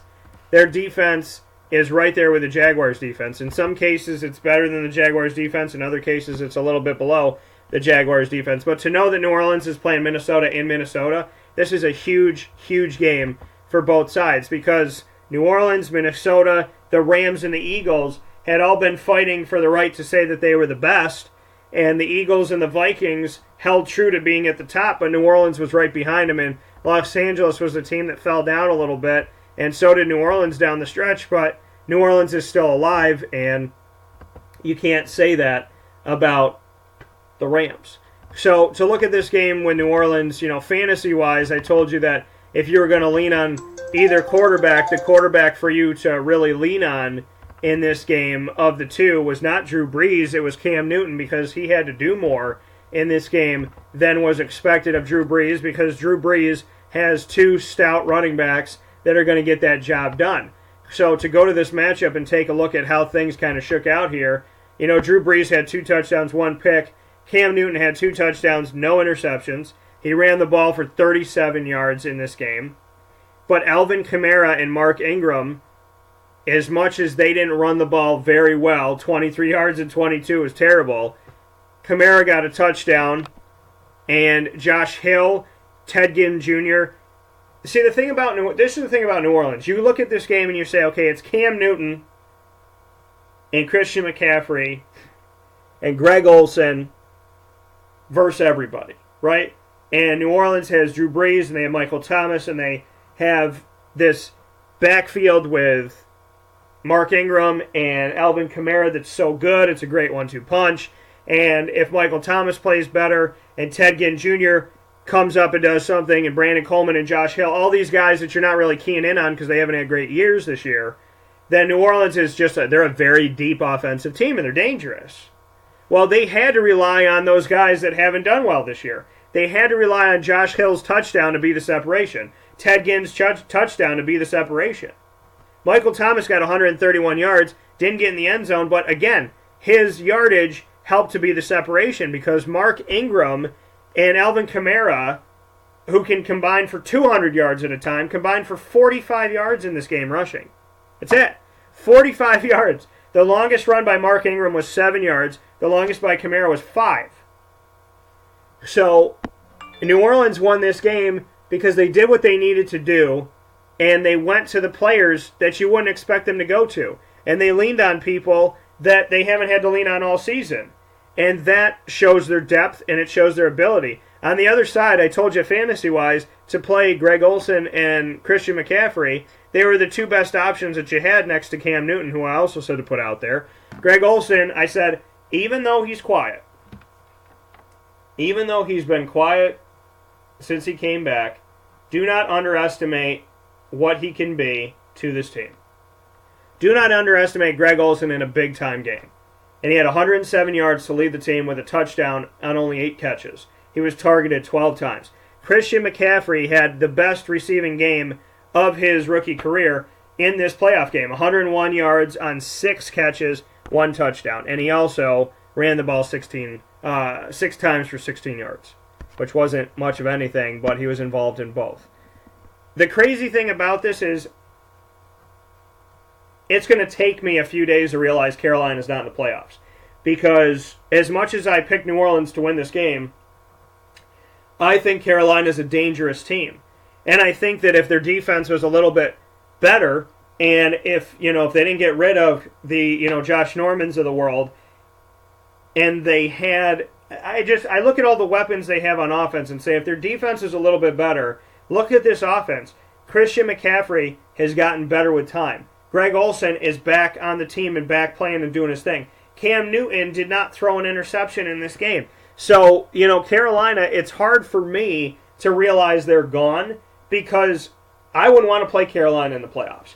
And I kind of expect them to be that team that's like in there tussling some things around and mixing stuff up and making things kind of uncomfortable for other people. So, kudos to New Orleans for winning a game where they couldn't lean on Kamara and they couldn't lean on Ingram to win the game. They did what they needed to do, but this just shows the danger zone that is New Orleans. That they can go back to Drew Brees if they need to. They can go to Josh Hill. They can go to Michael Thomas. They can go to Ted Ginn Jr., who is ageless out of Ohio State. They can bounce around with all these guys, and then, oh my gosh, if for a second you forget that they have been relying on Kamara or Mark Ingram, they're going to beat the hell out of you. So this was a really good game because both of these teams I could see playing in the divisional round, if not the championship round, because they're both very, very dangerous and they both have a lot of talent on offense. So a shout out to New Orleans for winning this game. The next one I want to discuss before we take our final step aside and get into the Jacksonville coverage is to take a look at the game, now that we've done the NFC, to look at the AFC and the Titans win over the Kansas City Chiefs. Now the Chiefs started off the season overperforming. They beat the Patriots in Foxborough in Week 1, okay? I would call that an overperformance. I don't think many had Kansas City winning on the road in Foxborough. They might have picked themselves, and they should. You should always pick yourself. But I don't know how many people stood out there and made that type of bold prediction at the beginning of the season. But kudos to Kansas City for doing what they did. As the season trailed along, though, Kansas City started to trip. And if we go back and we look at Kansas City and how they played, they start off on a 5-game winning streak. That's how they start the season. They had a 5-game winning streak, lost 2, won 1, and then had a 4-game winning streak.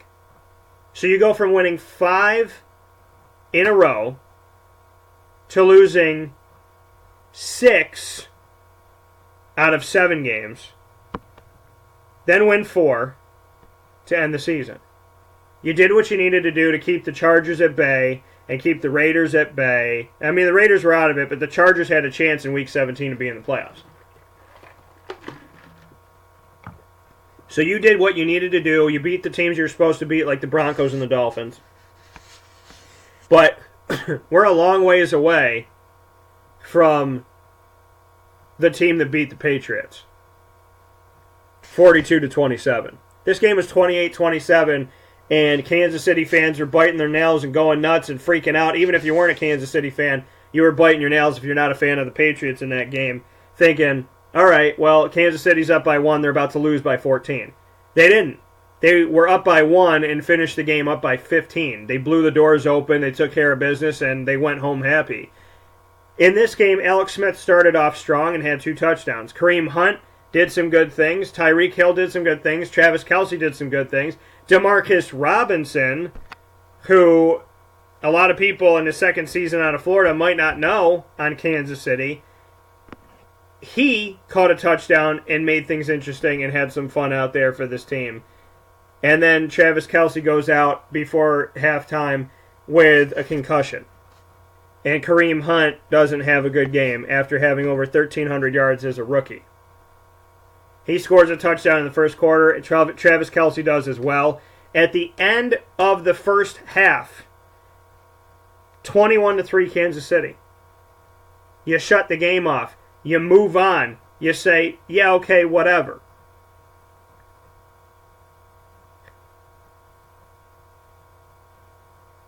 And then you go back to this game and you're totally stunned and appalled, and it's strange what's going on. 21-3, Kansas City in the first half. And I told you in my predictions, I did pick Kansas City. I said 31-28.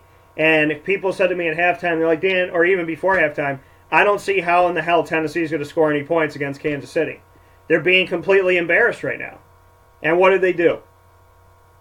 What did Kansas City do? They blew it. As they did so many times in losing 6 out of 7 in the middle of the season, they blew it.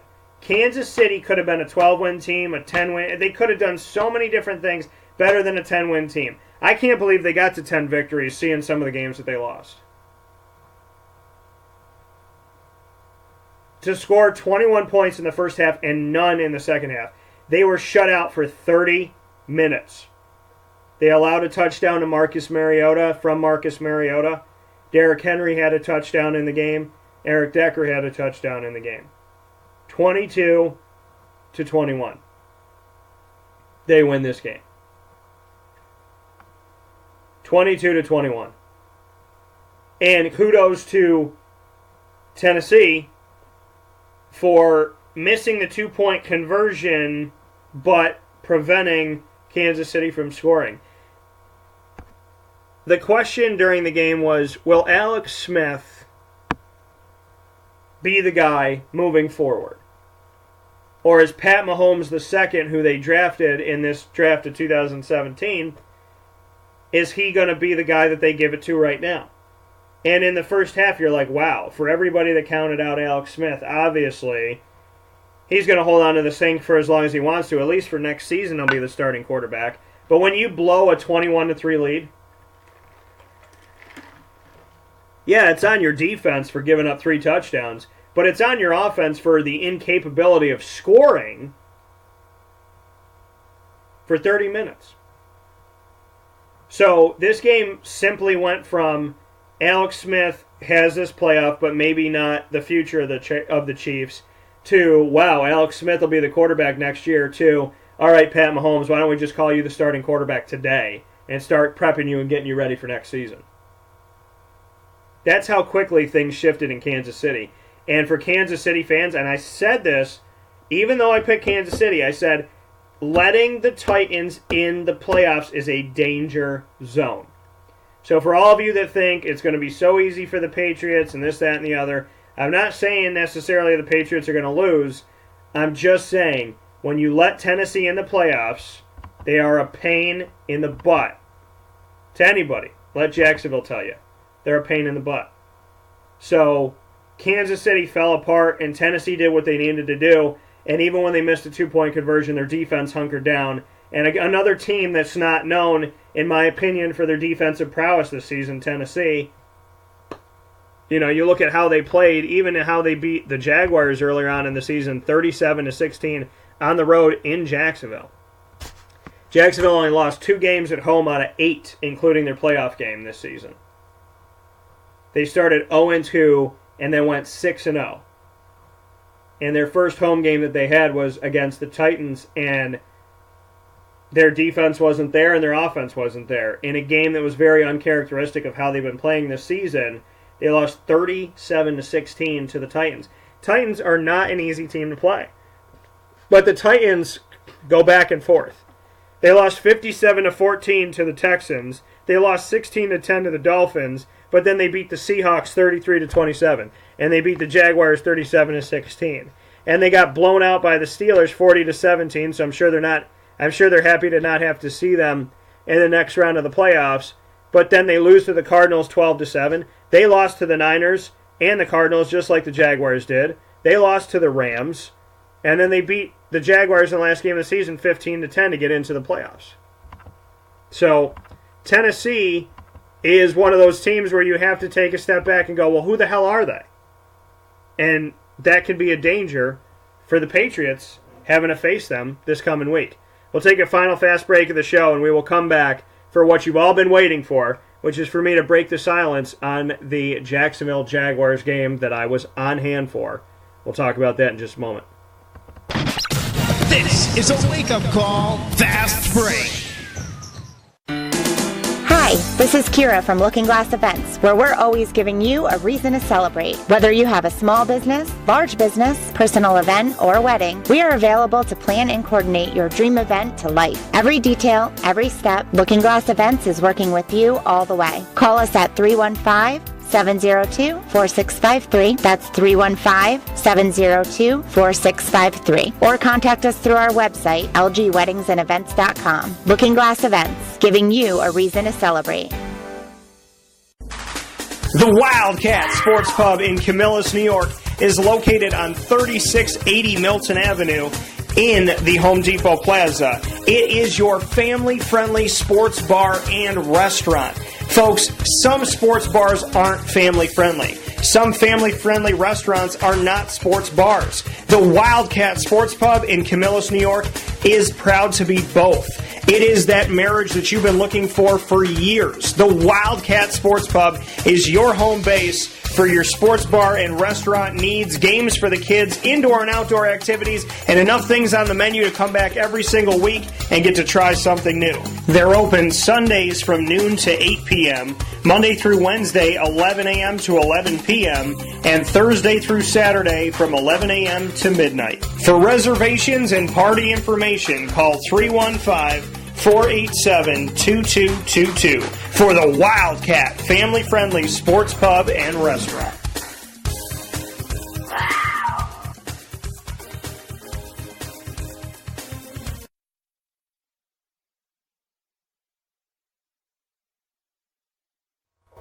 Welcome back here to Wake Up Call with Dan Tortora on wakeupcalldt.com, your one-stop sports shop, and on mixlr.com/wakeupcalldt. Happy to have you here and part of the broadcast here on Wake Up Call with Dan Tortora, and a big God bless and a thank you to each and every single one of you that have been a part of the show Monday through Friday from 9 a.m. to 11 a.m. Eastern Time. I truly appreciate and thank you for the opportunity to share with you my thoughts and my feelings on so many different things that are going on in the sports world and in life in general. It is now time in the final piece of today's show for me to share with you my thoughts from being on site, on hand, on location, covering the Jacksonville game up against the Buffalo Bills from the wild card round that happened on Sunday, January 7th. And so it was my first playoff that I ever got to do in the NFL. My first coverage of that. I've been covering the NFL for a long time, and this is the first time that I had the opportunity to be on hand for a playoff game. And so I want to thank the Jacksonville Jaguars for that. I want to thank them for their time, their energy, their hard work, and everything that they put forward into everything that they've done. It is not easy to host a playoff. It is not easy to prepare and do all this stuff, and they have been a stand-up organization this entire time that I've covered them for the last 9 years. So let me thank the Jaguars first and foremost for the work that they have done and to the level that they have done it. I want to thank Elisa Abbott. I want to thank Dan Edwards. I want to thank Andy. I want to thank Gabby, the entire staff with the Jacksonville Jaguars, the front office, the people that we don't talk about, that you don't hear from ever. Let me be the ones to shout them out, because I've worked with a lot of different collegiate and professional institutions, and the Jacksonville Jaguars are at the top of any of them in the sense of how they go about their business, how they do what they do, and to the level that they do what they do, and how they treat people. So, I want to give them a lot of credit for the work that they've put forward, because they should be credited. And like I said, they're the unsung heroes of the background of how these teams tick and how they run. So thank you to making it a pleasant and exciting media experience, because I think a lot of people can take some notes from the Jacksonville Jaguars organization. With that being said, I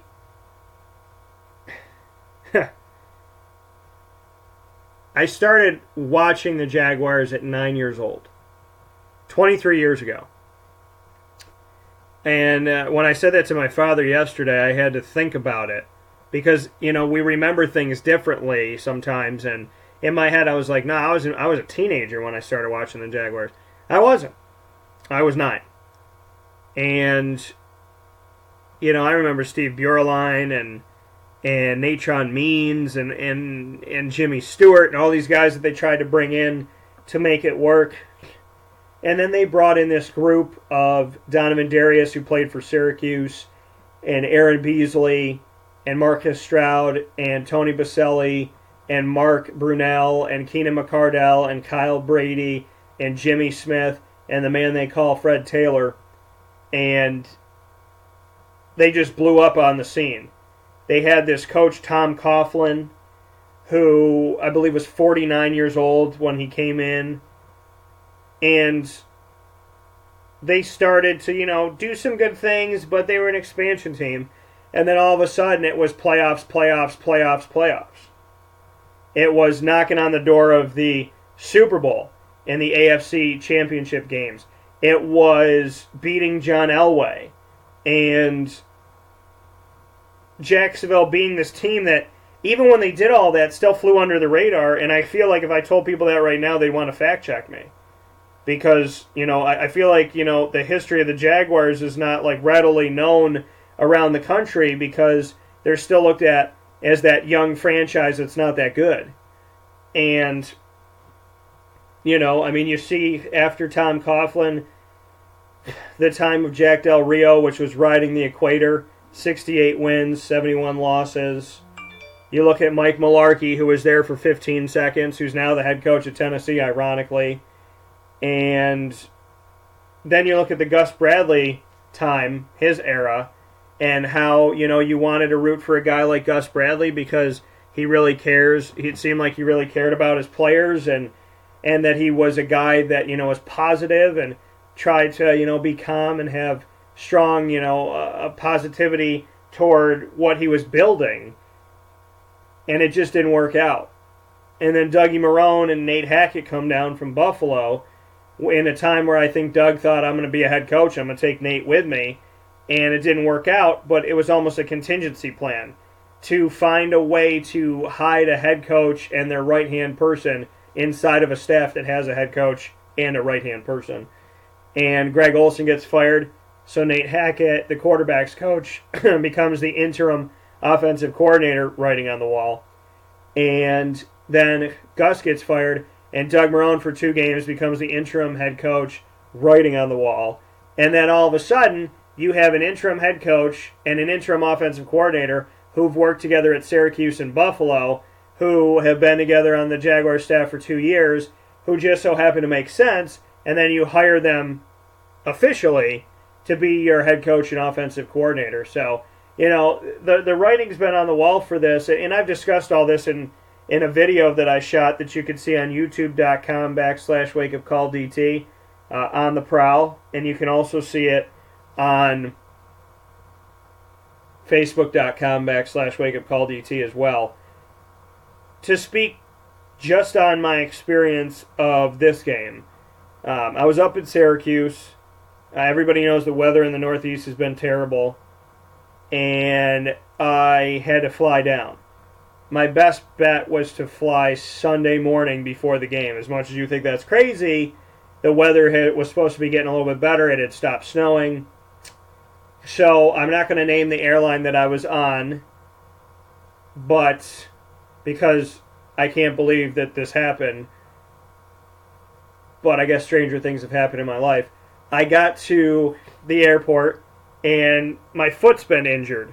So I got taken up to my gate for the first time ever in a wheelchair. Shout out to my grandpa, who did that years ago, and he let me ride in his wheelchair, my papa on my mom's side. So I'm in a wheelchair yesterday morning, going to my gate. I get to the gate, flight's on time. Thank Jesus. No flights have been on time. They've gotten canceled for the last 3 days, 2 days, 3 days in Syracuse. Then all of a sudden, I'm writing a message about going down to Jacksonville, and as I'm writing it, I'm like 4 words in, 5 words in, and I get an email from the airline, your flight's been delayed an hour. That's okay. I still got about 45 minutes once I get to my connection to get down to Jacksonville. Then a flight attendant shows up, and the other one had walked away, and now I'm like, okay, maybe they're looking for their crew. Then one of the people that's supposed to be getting on the plane says, we're still waiting on a pilot. The plane's sitting at the gate, doing nothing. The plane's there, and there's no pilot. I would think that the checklist of an airline would be, number 1, do we have a plane? Number 2, do we have someone to fly the plane? And then number 3, do we have snacks? But, number 1, we need a plane. And number 2, we need somebody to fly it. I mean, it's like any movie, any action movie, right? You're trying to get away. You need the getaway plane, and you need somebody that can get it off the air, or off the ground and in the air. So this airline didn't think, the two most important things through, I guess, or at least one of them. And so I was stranded. They came over to us, said the flight's going to be canceled, and we're going to drive everybody to the connection city on a bus. And I would have missed the game, and I wouldn't have done it anyways because I wouldn't have felt safe. So I get put on another flight. I take a direct flight down to Orlando. I get to Orlando. I rent a car while I'm walking through Orlando on my phone. I get the car. I drive 2.5 hours to Jacksonville to go to this game. I got to park farther than what I'm used to parking. I got an injured foot, so I had one of the bike peddlers take me in his carriage to the gate that I needed to go to. And that's how I got into the stadium. So it was a quest that I could say probably nobody else had to go through, or 0.000000001% of us did. But that's how much I wanted to be there, and that's how much I wanted to cover this. Being in the stadium, 69,442 tickets sold. There were Bills fans sprinkled all over the place, so shout out to Buffalo because you guys came out in a big way, and you somehow made it down to Jacksonville, just like me. So that was huge. And the Jaguars had passed out this white towel that, had their logo on it and everything, and the irony is that they're playing Pittsburgh in the next round, who has become famous for their terrible towel, that yellow and black towel. So I said, I wonder if Jaguars fans are going to be given those towels to take to Pittsburgh, or if they're going to take them themselves, or if there will be more. But, being in the press box, in the same seat I've been in all season, and watching this game, and seeing the fans, and then thinking back that I've covered this team for 9 years on location, for the majority, 9 years on location. And the last time that they had made it to the playoffs was 10 years ago. So I missed it by a year. And the last time they had been at home was 17 years ago, and I was 15 years old, and I was not a professional broadcaster. I was still in high school. So it was a momentous moment for me that I didn't really have words for. And I still struggle to find the words for what I experienced with Jacksonville. Because for years, especially the last 4 years, I've told people, look out for Jacksonville. And people kind of just laugh and pat me on the back and say, okay, Dan, why don't you go back to the funny farm?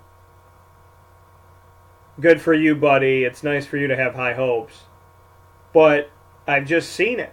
I've seen it through who they were drafting, how they were drafting, what they were drafting, their faith in Blake Bortles, their faith in Nate Hackett being able to be with Blake for 3 of his 4 seasons in the NFL, despite him having 3 different offenses.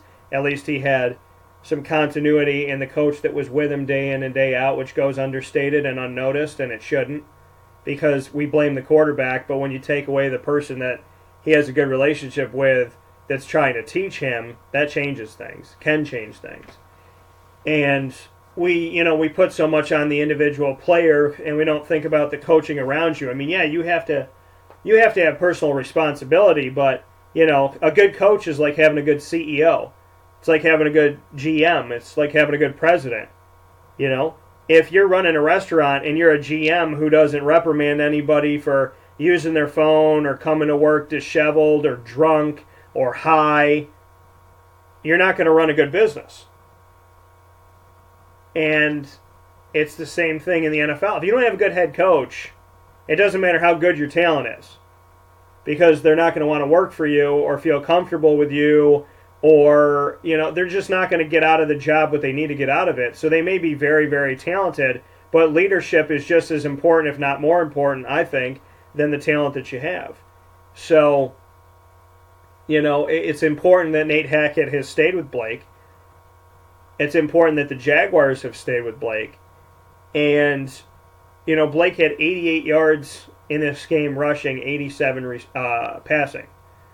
And people were talking about how stupid and crazy this is, but you win a game however you need to win a game. It's only the fourth quarterback in history to win a playoff game with more rushing yards than passing yards. And he did what he needed to do. He had 8.8 yards a carry. If they didn't have him in the backfield, because Leonard Fournette didn't have the best day, this team gutted out a 10-3 win. Nothing happened in the first 28 minutes of this game and counting. It wasn't until, I think, 1:53 before halftime that there was a field goal from Steven Hauschka, who used to play with the Seahawks, getting a field goal for the Bills. They go up 3-0. And then thanks to Blake Bortles running 20 yards and then 12 yards, he got the team in field goal position with 7 seconds before the half to kick a field goal. And Josh Lambo, who they replaced Josh Scobie with, and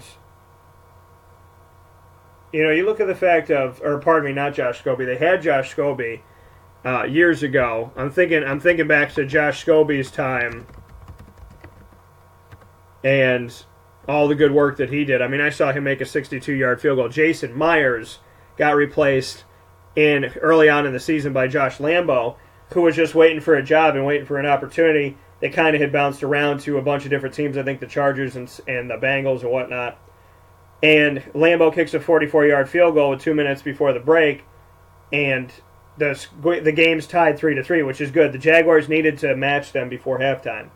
And then the Jags came out, and in the third quarter, they held on to the ball for 8 minutes and 52 seconds of the 15 minutes in the third quarter. So just like Atlanta, condensing the amount of time that the Rams were allowed to have the ball, same thing that happened with Buffalo. The Jacksonville offense held onto the ball for almost 9 of 15 minutes in the third quarter to make sure that Buffalo wasn't going to have a lot of opportunities. And then when Buffalo had the opportunities, they blew them. Jacksonville's defense and blunders by Buffalo coupled to put them in a position where they had 4 punts in the second half and then an interception. That was how their 5 possessions went in the second half. So to go back to my story, the Jaguars are moving on. If you were writing home about the Buffalo Bills at Jacksonville Jaguars first half at EverBank Field in Jacksonville, there wouldn't have been much to write about. What you could say is that neither team topped 100 yards in passing or rushing in all 30 minutes of the first half. Buffalo ended the first 2 quarters with 82 yards passing and 66 yards rushing, while Jacksonville concluded the first half with 28 yards passing and 56 yards rushing, most of that coming from Blake Bortles. Almost all of those yards passing and rushing coming from Blake.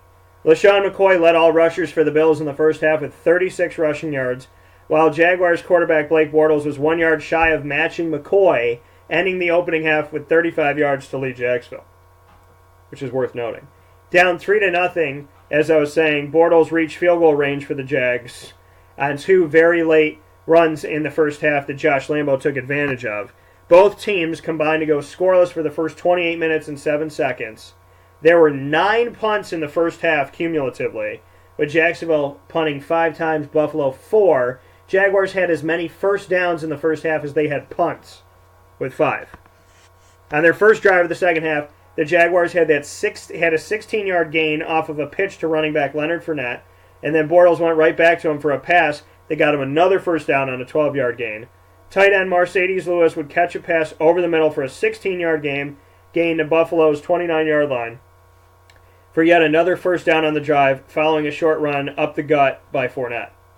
Bortles would survey the field and then take off on consecutive plays, grabbing a first down that ended inside the Bills' red zone, after gaining a yard and then gaining 10 yards on the following rush. Fournette would try to rush up the middle on back-to-back plays, and Buffalo would stop him, would literally knock him back while he was trying to leap in the air. So Jaguars head coach Doug Marrone elected to go for it on 4th down with a yard to go, which he did at times with Syracuse, and we remember some positive moments, you Syracuse fans. And because they got the Bills to respect the run, they dropped back on the 1 yard line of the Bills, and instead of handing the ball to Fournette again, they passed it over the middle to Ben Koyak, who got the touchdown. Koyak's score would give the Jaguars their first lead of the game, 10-3, with 48 seconds remaining in the third quarter. 86 yards gained on 15 plays on that drive took away 8 minutes and 52 seconds, like I was saying. On the Jaguars' third possession in the second half, Bortles threw toward the Bills players and safety Colt Anderson, but it was not intercepted. During the ensuing Bills drive, Taylor would find tight end Charles Clay on a big-time play by the sideline, but after review, the officiating crew deemed that Clay had stepped out of bounds before catching the ball and did not reestablish himself inbounds before he caught the pass. Linebacker Miles Jack would sack Tyrod Taylor on the next play to force a punt with 5:50 left on the clock, sending the ball back to Jacksonville. And Bortles would take a low snap that went into the ground on the following drive and somehow turn it into a 19-yard run, but they wouldn't get anything done on that play. However, they did force Buffalo to punt the ball back and use all their timeouts before the 2-minute warning. With 1:51 left in the game, the Bills began their final drive. Or their fifth and final drive of the game. Jaguars defensive end Dante Fowler Jr. sacked Tyrod Taylor on third down, and Taylor went down on the field seemingly with a concussion, but was able to walk off the field. And they brought in Nathan Peterman, who came in and ran for the first down. But after doing that, and after frightening some Jaguars fans saying, could this guy somehow do it, the Jaguars' Jalen Ramsey, their corner in his second season with the team, attacked the passing route and came up with an interception that he held on to, which was Nathan Peterman's, I believe, 6th of the season, to win the game 10-3 and clinch it because the Bills had no more timeouts left. And the Bills also, because of 2 penalties, had 10-second runs off the clock, which affected the timing that they had and the amount of time that the Jaguars had to take a knee. The Bills would fail to score a single point in the second half and would not find the end zone in the entire 60 minutes thanks to the Jaguars' defense. Bortles concluded, like I said, with 88 rushing yards to 87 passing yards, becoming the 4th quarterback in NFL history to win a playoff game having more rushing than passing yards. Jaguars 6-0 at home at EverBank Field after starting 0-2 this season, and will head to Pittsburgh to meet the second-seeded Steelers in the AFC divisional round on Sunday, January 14th at 1:05 p.m. Eastern Time, exactly 7 days from their victory that they just had in this game. And with that being said, the Jacksonville Jaguars are no strangers to going to Pittsburgh this season. They went there and defeated Pittsburgh earlier on in the year 30-9, and allegedly Ben Roethlisberger said he wanted the Jaguars. He wants redemption. So, what do people always say? Be careful what you ask for. Ben Roethlisberger threw 5 interceptions and no touchdowns in that game. And although I don't expect him to be anywhere near as bad in this one, again, be careful what you wish for. As Jacksonville moves forward in this one, going up against the Steelers. And, for me, I'm going to have a lot to say about the Jaguars this week and about my experience. But I'm not just going to be the only one having a lot to say. I will be joined this week on the show by numerous Jacksonville Jaguars players, including left tackle Cam Robinson. I will also be joined by tight end Mercedes Lewis. I will be joined by wide receivers Keelan Cole and Jadon Mickens.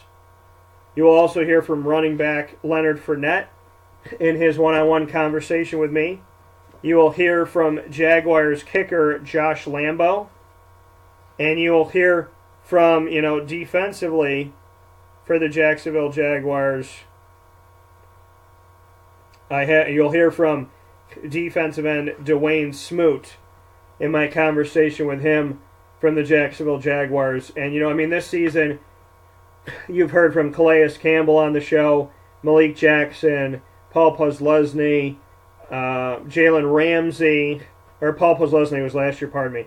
Jalen Ramsey, Barry Church, A.J. Boye. You've also heard from Dante Fowler Jr. You've heard from Brad Nortman, their kicker. You'll hear from Corey Grant as well on special teams again. You've heard from Alan Hearns this year. You've heard from Marquise Lee. And the list goes on and on and on of players that have been brought to you on the prowl on Wake Up Call with Dan Tortora. Once again, coming up this week, Cam Robinson, Mercedes Lewis, Keelan Cole, Jadon Mickens, Leonard Fournette, Josh Lambo, Corey Grant, and Dwayne Smoot will all join the broadcast, all in one-on-one conversations with me in the locker room after the game. To be where I am right now and to be able to talk about the Jaguars in the playoffs and winning a playoff game, there's some vindication to what I've been saying over the last 3 or 4 years and seeing this stuff and saying, you know, people, you can't see it. You're refusing to see it because it's not wins and losses. But the Jacksonville Jaguars have been slowly but steadily building young talent, building through the draft, building in free agency, building in trades, building in coaches. Think about everything they did. They locked up Doug Marrone and Nate Hackett 2 years before they hired them as the head coach and the offensive coordinator, respectively. They kept defensive coordinator Todd Wash after seeing what he had done with the defense last season, where I feel like they flew under the radar. They brought back Tom Coughlin as the executive VP of the team.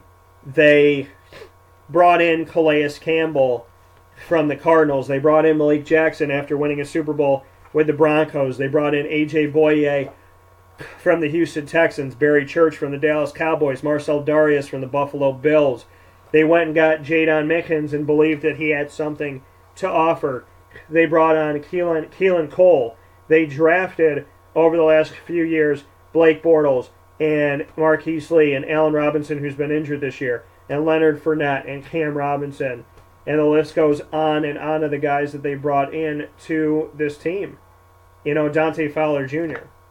They stayed the course when people didn't believe. And one of those people was not me. And I'm proud to say that I'm on a very short list that can sit here this morning and talk about a team that has worked so hard and so diligently to get to where they are today. And I know that you Buffalo Bills fans in Central New York and Upstate New York are sad, and I know you're upset. But please understand that there's some changes that will be made with the Bills. I don't know if Tyrod Taylor is going to be the quarterback. I don't know if the Bills don't call the Cleveland Browns and say, you got the first pick and the fourth pick, let's make a trade. I think that the receivers in Buffalo are better than how they look this season, and I think that that has to do with the quarterback and maybe the scheming. I'm not sold on Sean McDermott as the head coach yet, but Zay Jones, who's the leading all-time receiver in receiving yards in NCAA history, he didn't look like himself this year out of East Carolina. And I think that they have a lot of talent. And bringing in Kelvin Benjamin was great, but obviously Carolina, when they parted with their number one, people said why. And I mean, obviously they must have known that Kelvin was not healthy because Kelvin hasn't been healthy. But you have LaShawn McCoy. You know, you got to build up your defense and you got to find a quarterback. I don't feel like the relationship, and I don't know this firsthand, but I don't feel like the relationship with Tyrod Taylor and the Bills organization is good. So I don't think the Bills are out of it. I think after everything that they went through and all the mistakes they made this season, to still get to the playoffs was huge. And if they had better pieces and better communication and better overall common mission, then I can see them going back to the playoffs. Maybe not next year, but I think that there's something to be said about what they've done. With Jacksonville, I literally come to you this morning and I feel totally vindicated. And, you know, I do my research. I don't come on the show and say Jacksonville is going to be good in a few years because of da-da-da-da-da, and it's all BS. Nor do I say that, you know, a team like Atlanta, even though I didn't pick them, that they were incapable of winning. Because Atlanta snuck into the playoffs. You got to watch out for teams like Atlanta and Tennessee that sneak in. So there's a lot to be said about what's to come and about what the bracket looks like now, with Tennessee playing New England on Saturday and Atlanta playing Philadelphia. That's a number 1 New England versus number 5 Tennessee, number 1 Philly versus number 6 Atlanta, and then number 2 Pittsburgh takes on number 3 Jacksonville in Pittsburgh, and I will be on site at that game Sunday, January 14th at 1:05 p.m. Eastern Time. And then Minnesota, the number 2 seed, takes on New Orleans, the number 4 seed, in a game I think is going to be a great game, January 14th at 4:40 p.m. Eastern Time. So there's a lot to be said about what's to come, and Tennessee wasn't in the playoffs last year, nor was Jacksonville. And, I mean, you look at how good Minnesota is, how good Philadelphia is. I mean, these playoffs have really turned out to be something amazing, and everything outside of New England, to me, would be a fresh face, even with Pittsburgh, because, you know, of what they're doing, and people thought that Ben Roethlisberger was going to retire this year, and then he had nothing left. So, you know, I think that we're definitely ready and poised to have a really, really awesome and exciting continuation of the NFL playoffs in the AFC and NFC divisional rounds as we move forward with what we have left. With 8 teams remaining, we will have a Final Four, and I think that Jacksonville very well can be a part of that. I think if they play the way that they played, they have the film on Pittsburgh, they know what it feels like to go up there, they know what it feels like to play them and win, so they've already done it, which can help you boost your confidence as you move forward and try to do it again. So a big shout out to the Jaguars, to their organization, their front office, and to them allowing me the opportunity to cover them for the last 9 years on location and to cover my first ever NFL playoff game. I am indebted to God, and I want to thank my G-Mama for everything that she has been doing, and I want to thank God that he got me down here. You know, it's been a long road coming, and I got so much farther to go. There are miles to go before I sleep and promises to keep. Have a blessed, great day, and I will see you tomorrow for trivia for the first time ever at Sammy Malone's at 6 p.m. and every Tuesday at 6. And I'll see you Thursday at Muddy Waters for game show night, first ever game show night as far as I've ever known in Central and Upstate New York. We'll see you this Thursday at 7 and every Thursday at 7 p.m. at Muddy Waters. They're both in Oswego, both on 2 Oswego Street, and Sammy Malone's is on the second level, Muddy Waters is on the first level. So we'll see you there, and thank you so much, and God bless. I can't wait to share these interviews with you and so much more. I got a lot to say, and I'll be saying it this week. So thank you. Shout out to all the Jaguars and Bills fans that showed up and made it a phenomenal atmosphere. Go to Wake Up Call DT on Facebook. Go to @CallDT on Twitter. Go to @WakeUpCall_DT on Instagram. And share in the fun and festivities. Read my story about the Jaguars moving on. See all the videos that I took, and there's so much to come as we move forward here this week. As the Jacksonville Jaguars, 10-6, after being 3-13, get to the playoffs for the first time in a decade, win a playoff game, and move themselves into the divisional round and a trip to Pittsburgh. God bless you all. Have a great day. And remember, believe in yourself. Believe in your dreams. Get your mind and your heart to agree with one another. And then give it up to God and just run as fast as you possibly can. Walk when you need to. Crawl when you need to. And understand that no matter what you're doing, do it for God. Do it for the good. Do it for positivity. And do it because you love yourself. And I promise you that if you chase your dreams and you follow your dreams and you do everything you can, you will reach and meet and surpass everything that you desire. So thank you to God for my journey yesterday. That is a piece of a very long journey and a very long time coming. God bless. I'll talk with you soon.